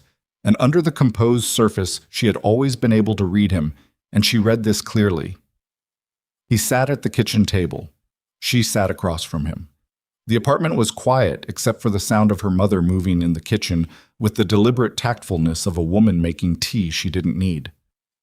Cho is moving, Tae-jin said, not because of the acquisition specifically. He's been planning this for 18 months. The acquisition gave him a surface reason, but the real reason is that he believes the window is now or never. The organization is structurally gone, I'm stripped of executive authority, and there's no central force holding the legacy relationships in place. He's trying to consolidate. What does consolidating mean? Amara said. It means he wants to establish himself as the managing relationship for everything that operated under the Kang umbrella. To do that, he needs to demonstrate that the current asset structure, which now runs through Han Global, answers to him, or doesn't exist. He'd rather it not exist, she said. If he can't control it, yes. She looked at him. And what are you proposing? He put his hands on the table. Not flat this time, one over the other, the posture of a man who is about to say something he has been choosing words for. I want to call a meeting, Cho, myself, the two remaining family heads who have stayed neutral. I want to make clear that the Han Global position is protected, that any action against you or your company constitutes an action against me and against the relationships I still hold with people he needs. You're putting yourself between me and him. Yes. Why? The word came out more direct than she intended. Not hostile, just direct, with the weight of 5 years behind it. Tae-jin looked at her. His jaw was tight. Because Micah's mother does not get threatened by men like Cho Dae-sung, he said. That's one reason. He held her gaze. And because I spent 5 years watching you build something extraordinary from a position I put you in, and if I let something happen to you now because I failed to act, then I have no right to call myself anything worth calling. The kitchen was very quiet. That's not nothing, she said. No, he said. It's not. She looked at him for a long time. Then, what's the risk to you? Honestly. Significant, he said, without hesitation. Cho has leverage I don't have counters to. There are things he knows that could surface. My cooperation with the dissolution of the organization involved agreements with people who are not patient with renegotiation. He exhaled. It's not a safe position. Then why? I told you why, he said, quietly. Not with anger, with the exhaustion of a man who has arrived at the end of a very long argument with himself and found only one answer. Some things matter more than safe positions. I learned that too late. I'm not willing to keep learning it. Her mother appeared in the kitchen doorway with 2 cups of tea, set them down on the table without comment, and withdrew. A masterpiece of timing that Amara recognized as entirely deliberate. She wrapped her hands around the cup. Okay, she said. He looked at her. Okay? Make the call, she said. But I want to know everything that happens. Every step. No management. She held his eyes. I am not a person you protect by hiding things from. Not anymore. Not ever again. I know, he said. Say it like you mean it. He looked at her. I will tell you everything. Every step. He held her gaze the way he had in the beginning, before the management, before the calibration. The way that had made her trust him once. You have my word. She held his gaze for a moment longer. Then she nodded once. The meeting with Cho happened 4 days later. Amara was not in the room. This was not Tae-jin's decision. It was hers. She had thought about it carefully and concluded that her presence would shift the dynamic in ways that reduced rather than increased Tae-jin's leverage. Cho's assessment of her was already made. Tae-jin's value in that room was as a known quantity with established relationships. She would be a variable that complicated the calculation. She sat in her office with her phone on the desk and worked. She reviewed acquisition documents. She took a call from the Singapore Fund's legal team. She reviewed Micah's school schedule for the following week. She did the ordinary things that constitute an ordinary day and she did not look at her phone between each one any more than was necessary, which was not entirely successful but was an effort. Taejin called at 2:17 p.m. "It's done," he said. "What's done?" "Cho will not move against you or the company. He's accepted that the Han Global position is a settled fact and that any action against it carries consequences he's not willing to incur." A pause. He's not happy, but he's practical. She released a breath she had been managing for 4 days. "What did it cost you?" "A moment. I'll tell you when I see you." "Tell me now." "It's not a phone conversation." She closed her eyes briefly. "Are you safe?" "Yes," he said. "I'm safe." She believed him. She still knew how to read him, even through a phone line, even after 5 years, and what she heard in that word was not performance, but fact. He was safe. "Okay," she said. "Come for dinner. My mother made enough food for 11 people, which she does regardless of how many people are present." He said, "Are you sure?" She thought about it. "Yes," she said. "Micah should see you. He's been asking about Saturday." A pause. "I'll be there at 7. He was there at 6:52, which was Tae-jin's version of punctuality. Early enough to signal intention, not so early as to indicate anxiety, though she suspected the gap between those two things was thinner tonight than he would admit. Her mother let him in and spoke to him in the direct, unornamented English she had used with him since the day they met. No warmth performed, no coldness either. The honest neutrality of a woman who has not forgiven, but has decided that her daughter's life requires her to be functional in his presence. He responded with a respectful formality that Amara's mother probably would not acknowledge respecting, but that Amara noticed. Micah came barreling out of the hallway at a velocity only 5-year-olds achieve and threw himself at Taejin's legs with the full commitment of a person who has not yet learned to modulate enthusiasm based on context. Taejin caught him and swung him up in the movement that had become, over 2 years of Saturday afternoons, practiced and natural, and Micah grabbed his father's face with both hands in the manner of someone conducting an inspection and said, with tremendous satisfaction, "I lost a tooth." Taejin looked at the gap with appropriate seriousness. "Which one?" "This one," Micah indicated with his finger. "Halmoni says the tooth fairy comes, but Mom says we don't do that, but I think maybe we could try." "We could discuss it," Tae-jin said, which was, Amara noted, with something that was not quite amusement and not quite grief. Exactly the right answer. Non-committal, but engaged. The answer of a man learning, slowly, what it meant to be a parent rather than a visitor. Dinner was loud in the way that Micah made everything loud. His presence expanded to fill whatever space he occupied, which was, she had concluded, the best thing he had inherited from both sides of his family. Her mother had made jollof rice because it was Amara's comfort food, and her mother had understood that tonight required comfort food. And Taejin ate 2 servings without being asked, which was, for her mother, somewhere in the vicinity of a diplomatic breakthrough. After Micah was in bed and her mother had retreated to her room with the same masterful timing she had demonstrated with the tea, Amara and Taejin sat at the kitchen table again with the remains of dinner between them. She said, "Tell me what it cost." He wrapped his hands around his water glass. "I gave Cho certain documentation," he said, "proof of the formal dissolution of the organization, audit records, dissolution agreements, the regulatory cooperation filings, things that confirm the structure no longer exists and that its former assets are now held through legitimate channels." He looked at the table. He wanted confirmation that there was nothing left to compete for, that the game was genuinely over. "And you gave him that?" "Yes." "What does he do with it?" "He uses it to establish his own position with the people who needed to know the game was over. It gives him the authority to make that declaration credibly." He looked up. "He becomes the man who confirmed the end. That gives him standing." She sat with this. "So he gets something?" "Yes," Taejin said. "That's how these things work. Nobody walks away with nothing. The question is whether what they get is less than what you protected." He held her eyes. "What he got is a position. What I protected is you and Micah and the company. I can live with that exchange." She looked at him. "You're better at this than I thought you were."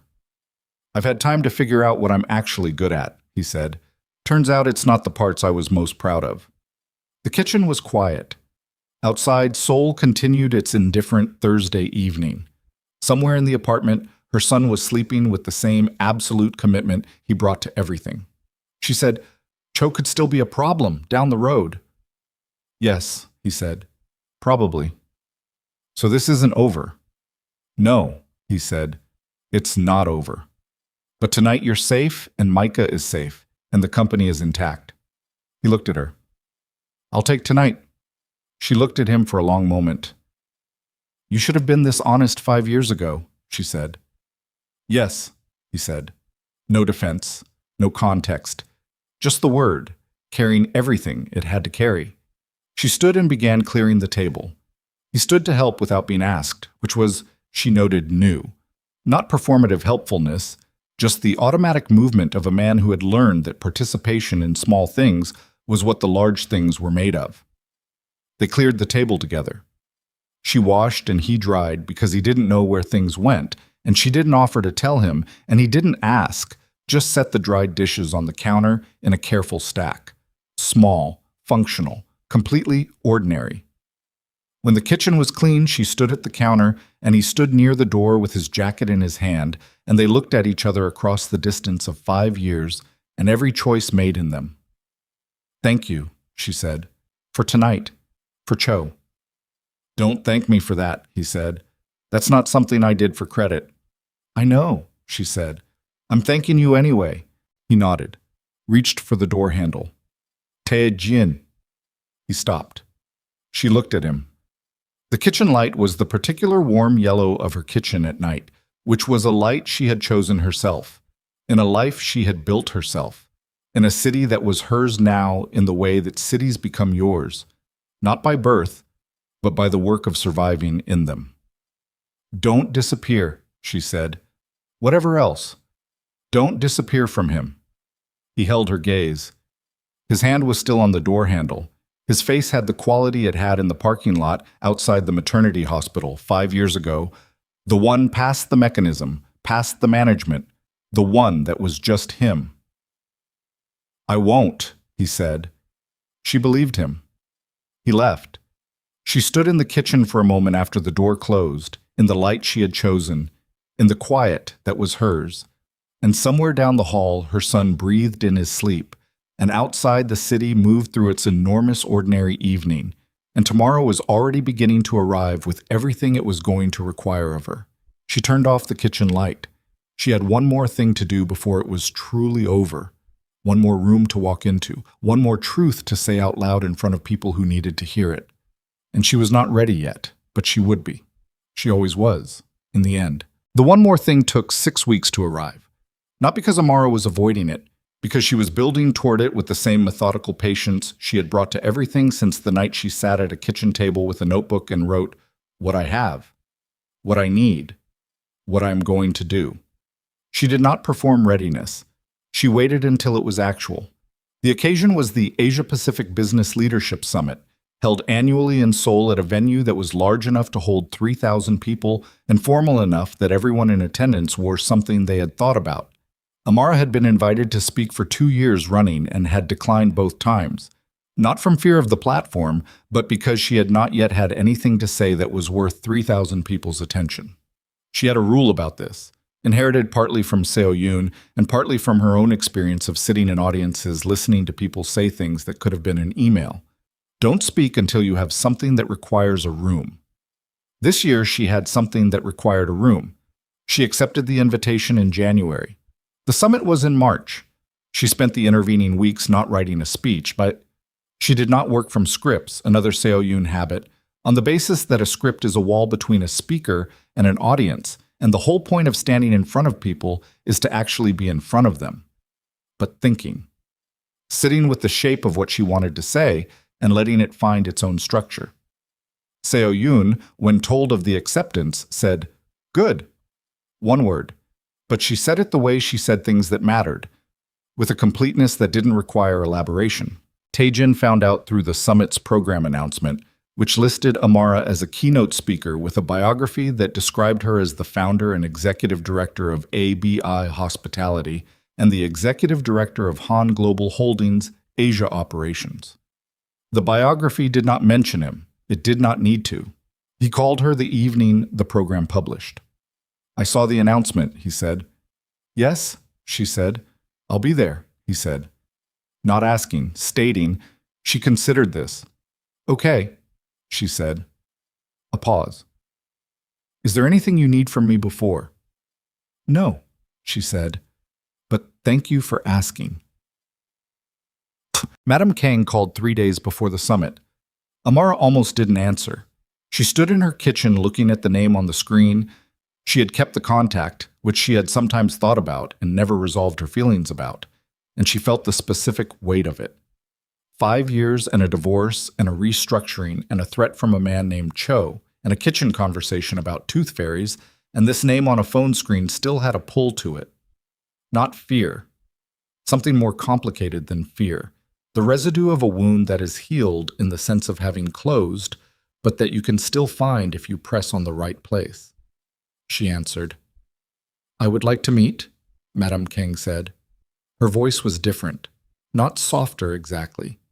It was not a voice built for soft, but the particular register of controlled force was gone from it. What remained was something drier, more tired, and therefore more honest. "Before Thursday, if you're willing." Amara said, "Why?" "Because I am 76 years old," Madame Kang said, "and I have spent 5 years being wrong in a way that I can enumerate precisely, which is worse than being wrong in a way you can excuse with vagueness. I would like to say some things to you in person. You don't have to accept what I say. I'm not asking you to. I'm asking for the opportunity to say it." Amara looked out her kitchen window at the street below. A woman was walking a very small dog. A delivery scooter navigated around her. Ordinary Wednesday morning. "Tuesday," Amara said. "I have an hour at 2 o'clock. Yacht. They met at a tea house near Gyeongbokgung, Amara's choice, neutral ground, nothing that belonged to either of them. Madame Kang arrived before her and was already seated when Amara came in, which told her something. The older woman had wanted to be in position, to be the one who was already present rather than the one who arrived.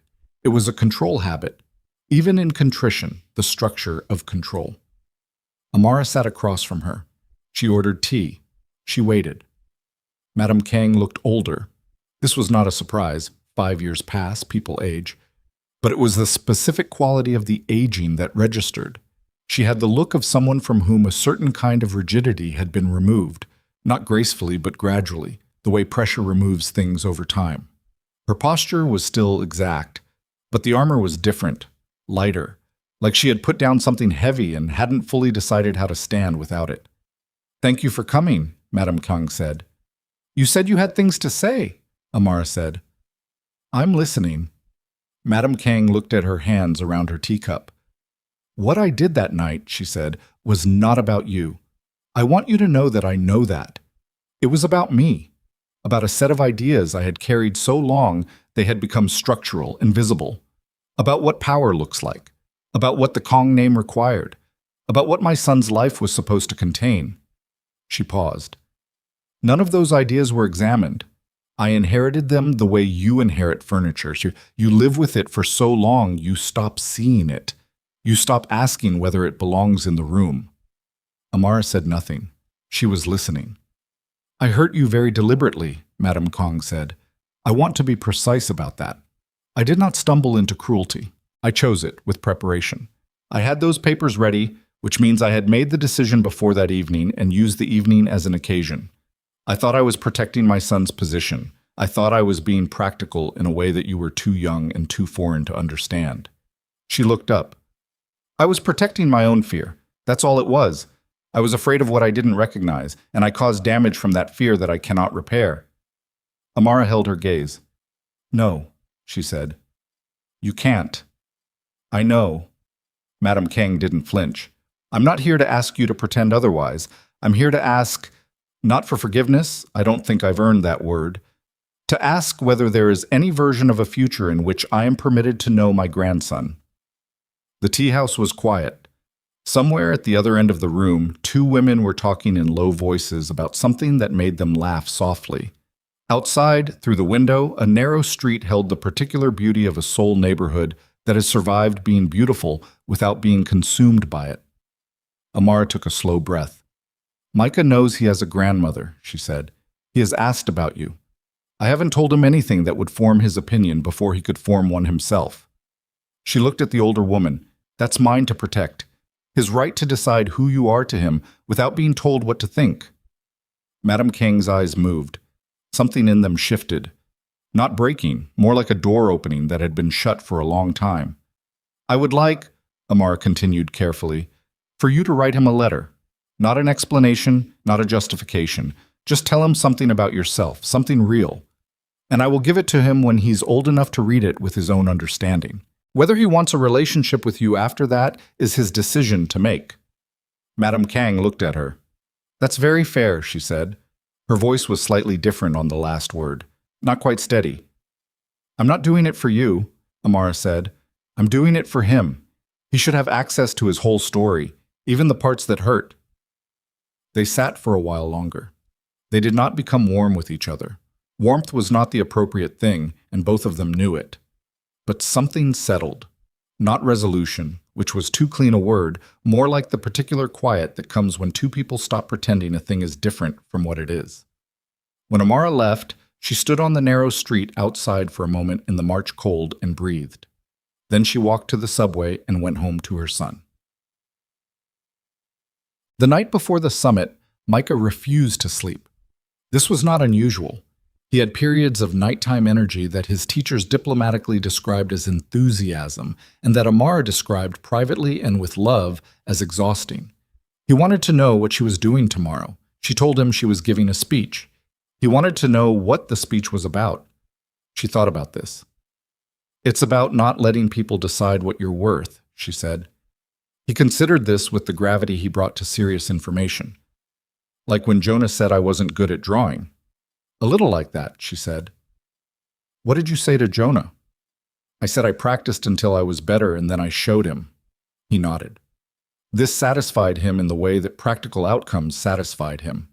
He was not, she had noticed, a child who was comforted by abstract reassurance. He wanted to know what happened next, concretely. Will people clap? He said. Probably, she said.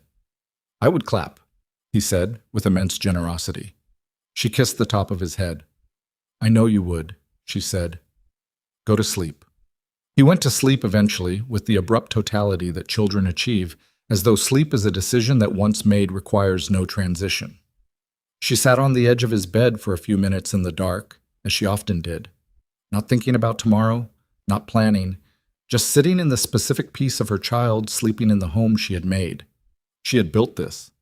From a notebook and 40 minutes and a conversation in a hospital room, and a woman who had looked at her across the wreckage of a burning car and seen something worth teaching. She had built this from the specific material of her own refusal to be defined by the night she walked out of a formal dining room into the rain. You could build from rage. You could build from grief. You could build from the cold, functional residue of love that has been failed and has survived the failing. She had used all three, and she had built something real, and she was not finished building. She went to bed. Tug. The summit venue held its 3,000 people the way large rooms hold crowds. The particular density of gathered attention, the collective warmth of bodies, the sound that a full room makes even before anyone speaks. Amara stood in the wings and felt it the way she had learned to feel rooms, not as pressure, as information. 3,000 people who had decided that this morning was worth getting dressed for. She respected that. Seo-yoon was in the 4th row, which was not a front row position and was entirely deliberate. Han Seo-yoon did not sit in front rows at events unless they were events she was running. She had come because she wanted to, and she had chosen her seat with the same precision she brought to everything. And when Amara looked for her in the moments before walking out, Seo-yoon met her eyes and gave the small, exact nod that meant proceed. Her mother was in the 8th row, center, which her mother had selected because it had a clear sightline and because, as she had explained, She didn't want to be so close she made Amara nervous. Her mother had been making unsentimental decisions in Amara's interest for 31 years, and this was consistent with all of them. Taejin was somewhere in the room. She had not looked for him specifically and did not now. He was there. That was enough. She walked out. The applause as her name was announced was substantial. She had learned to receive applause without performing humility or inflating it into something it wasn't. It was a room saying hello. She said hello back with a slight nod and waited for it to settle. She looked at the room. "I want to tell you something true," she said. Not the version of true that fits a 10-minute keynote slot and ends with 3 applicable takeaways. Actual true, which takes longer and doesn't resolve cleanly, if that's all right with you. The room shifted. The particular quality of collective attention changed, from polite to actual. She felt it the way she had learned to feel rooms. She talked for 38 minutes. She told them about Memphis, about her mother's 11 years of double shifts, about the scholarship and the suitcase, and arriving in a city where she didn't know the language and had to build everything she needed from what she could carry. She told them about 3 years of being someone's private life. She did not say his name. She did not need to, and she did not want to. This was not a story about him. It had never been a story about him, and she was not going to stand at a microphone and make it one now. She told them about the rain and the highway and the burning car and an elderly woman with sharp eyes who had offered her something more inconvenient than charity. She talked about what it had taken to receive that offer, so not the gratitude of it, the difficulty of it, the specific ego cost of accepting help from a position of genuine need when you have spent your whole life building a self that doesn't need it. She talked about what anger is good for. Not performing anger, not weaponizing it, not the kind that burns through its own fuel and leaves you with nothing, but the structural kind, the kind that becomes load-bearing when you know how to use it.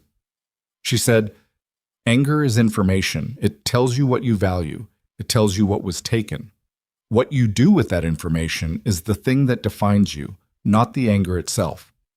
She talked about her son, not his father, not the circumstances, just Micah, the fact of him, the dinosaur backpack, and the missing tooth, and the laugh that starts in his whole body, the specific weight of a 5-year-old who has decided that you are his safe landing place, and what it means to be someone's safe landing place when you are still, in certain lights, still finding your own footing.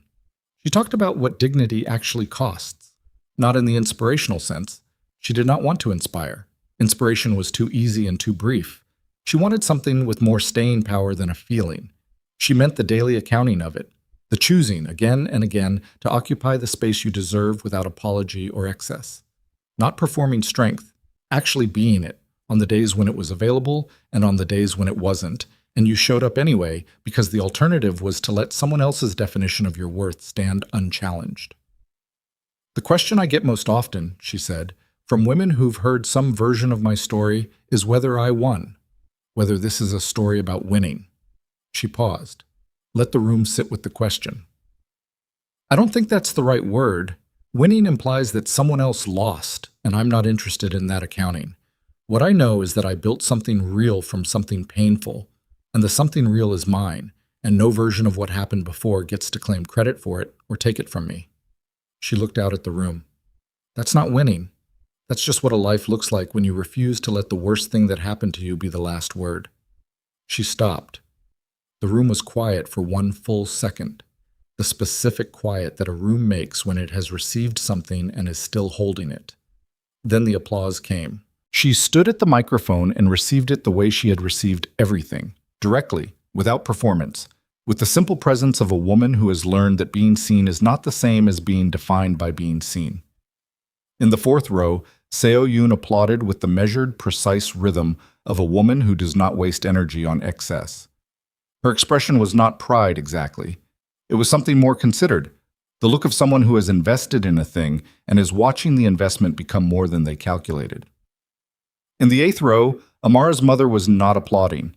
She was sitting with her hands in her lap and her eyes bright, and her mouth pressed together in the expression Amara knew from 31 years of being her daughter. The expression that meant she was not going to cry in public and was applying considerable internal resources to that project. Somewhere in the room, Kang Taejin stood with the rest of the audience. He did not do this because he was required to. He did not do it as gesture or performance or the working out of guilt. He stood because the woman at the microphone had built something extraordinary from the rubble of what he had failed to protect, and the absolute irreducible minimum that he could offer was to be present for it, visibly, without hiding. He stood for the full length of the applause. He thought about the dining room and the papers and the silence that had cost him everything worth having. He had thought about it many times in 5 years. He thought about it differently now than he had in the beginning, not with the hot shame of it, but with the particular weight of a reckoning that has been fully arrived at and fully accepted. He had been capable of love and incapable of courage, which is one of the specific ways a person can fail someone. And he had failed her, and there was nothing clean or resolved about that. There was only the daily work of being different. He had been doing that work. He was not finished. She found him afterward, in the reception area where the post-keynote gathering had convened. He was standing near the edge of it with a glass of water, which was very Tae-jin. The glass of water at the event, the slight remove, the watching from a considered distance. He had done this 5 years ago at a university lecture, and she had been across a hallway, and he had come to her. She came to him this time. "You were there," she said. "Yes," he said. "The whole time." "Yes." She looked at him. He looked back. Around them the reception moved and murmured and paid them the courtesy of not paying attention, which was either good social instinct or the particular tact of people who have been in the same room as something significant and know enough to leave it alone. "Micah wants to show you a project he made at school," she said. "A diorama about the ocean floor. He has strong opinions about the placement of the anglerfish." Something moved in Tae-jin's face. Small. Specific. "I'll come Saturday," he said. "I know," she said. She turned to go back to the reception. He said, "Amara." She stopped. "Thank you," he said. "For the part about the load-bearing anger." He paused. "I recognize some of it." She looked at him over her shoulder.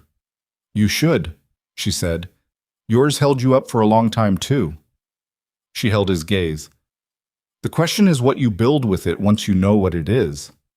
She left him standing there with that which was, she thought, the right place to leave him. Maîtresse. 3 weeks after the summit, a letter arrived for Micah. It was handwritten, 4 pages, in a careful script that Amar recognized as belonging to someone who had written by hand their whole life and therefore had actual penmanship, not the effortful approximation of people who had learned it as performance. She did not read it. She had said she wouldn't, and she kept her word on things she said. She put it in the wooden box on the shelf in Micah's room, where she kept things that belonged to him and were not yet his to understand. His hospital bracelet from the night he was born, a photograph of her mother holding him at 2 weeks old with the expression of someone who has just encountered something that has rearranged her understanding of things, a pressed flower from a park she had taken him to on a difficult afternoon when she had needed to walk and he had needed to run, and they had both gotten what they needed. The letter went in with these things. When he was old enough, he would read it. He would decide what he thought.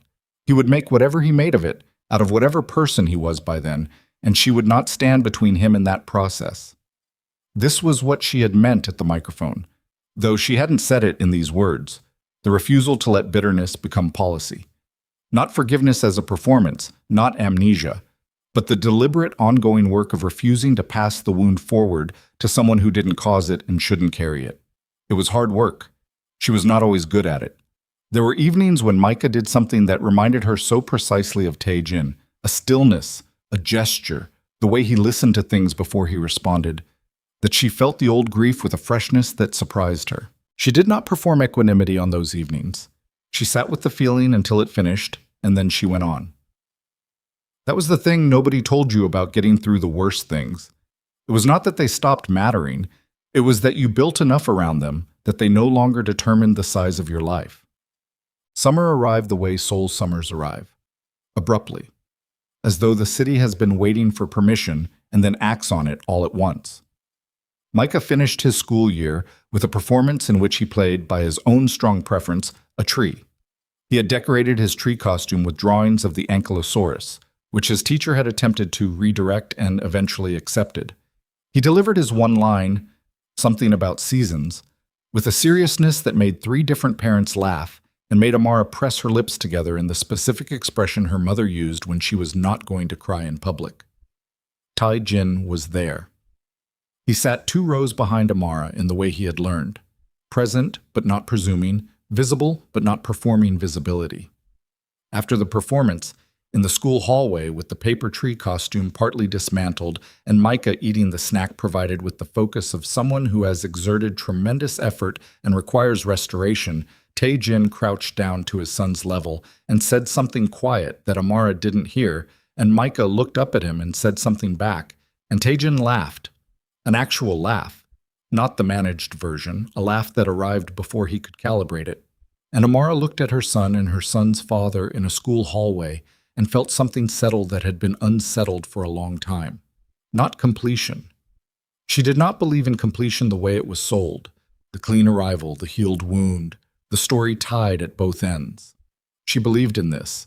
A school hallway, a child eating a snack, a man laughing genuinely at something his son said, a woman watching both of them and feeling the particular relief of a thing that is, for the moment, what it should be. She had not gone back to Tai-jin. She had not closed the distance in the way that would have made a neater story. She had made an honest accounting of what was possible and what wasn't, and the accounting did not produce a reconciliation, and she did not grieve this the way she once might have.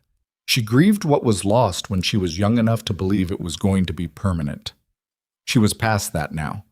What remained was something more durable than what had been lost. A co-parenthood that was functional and sometimes even easy. A business that was hers. A mentor who had become, in the way of certain relationships that resist easy categorization, something closer than colleague and more honest than friend. A mother in Memphis who called every Thursday, and would probably always call every Thursday, and whom Amara would always answer because her mother was the architecture beneath everything she had ever built. A son who was alive in every room he entered. That was what remained. That was, she had come to understand, what winning actually looked like. Not the conference room, not the microphone, not the restructuring documents or the acquisition or the moment Tae-jin stood with the rest of the audience. Those were chapters. They were not the story. The story was simpler than all of it and harder than all of it, and it was still going, and she was still the one writing it, and nobody, not a man who chose power over love, not a woman with divorce papers in a drawer, not the version of herself that had stood in a rainstorm believing everything was over, had ever had the authority to end it but her. Micah finished his snack. He announced that he wanted to go to the park.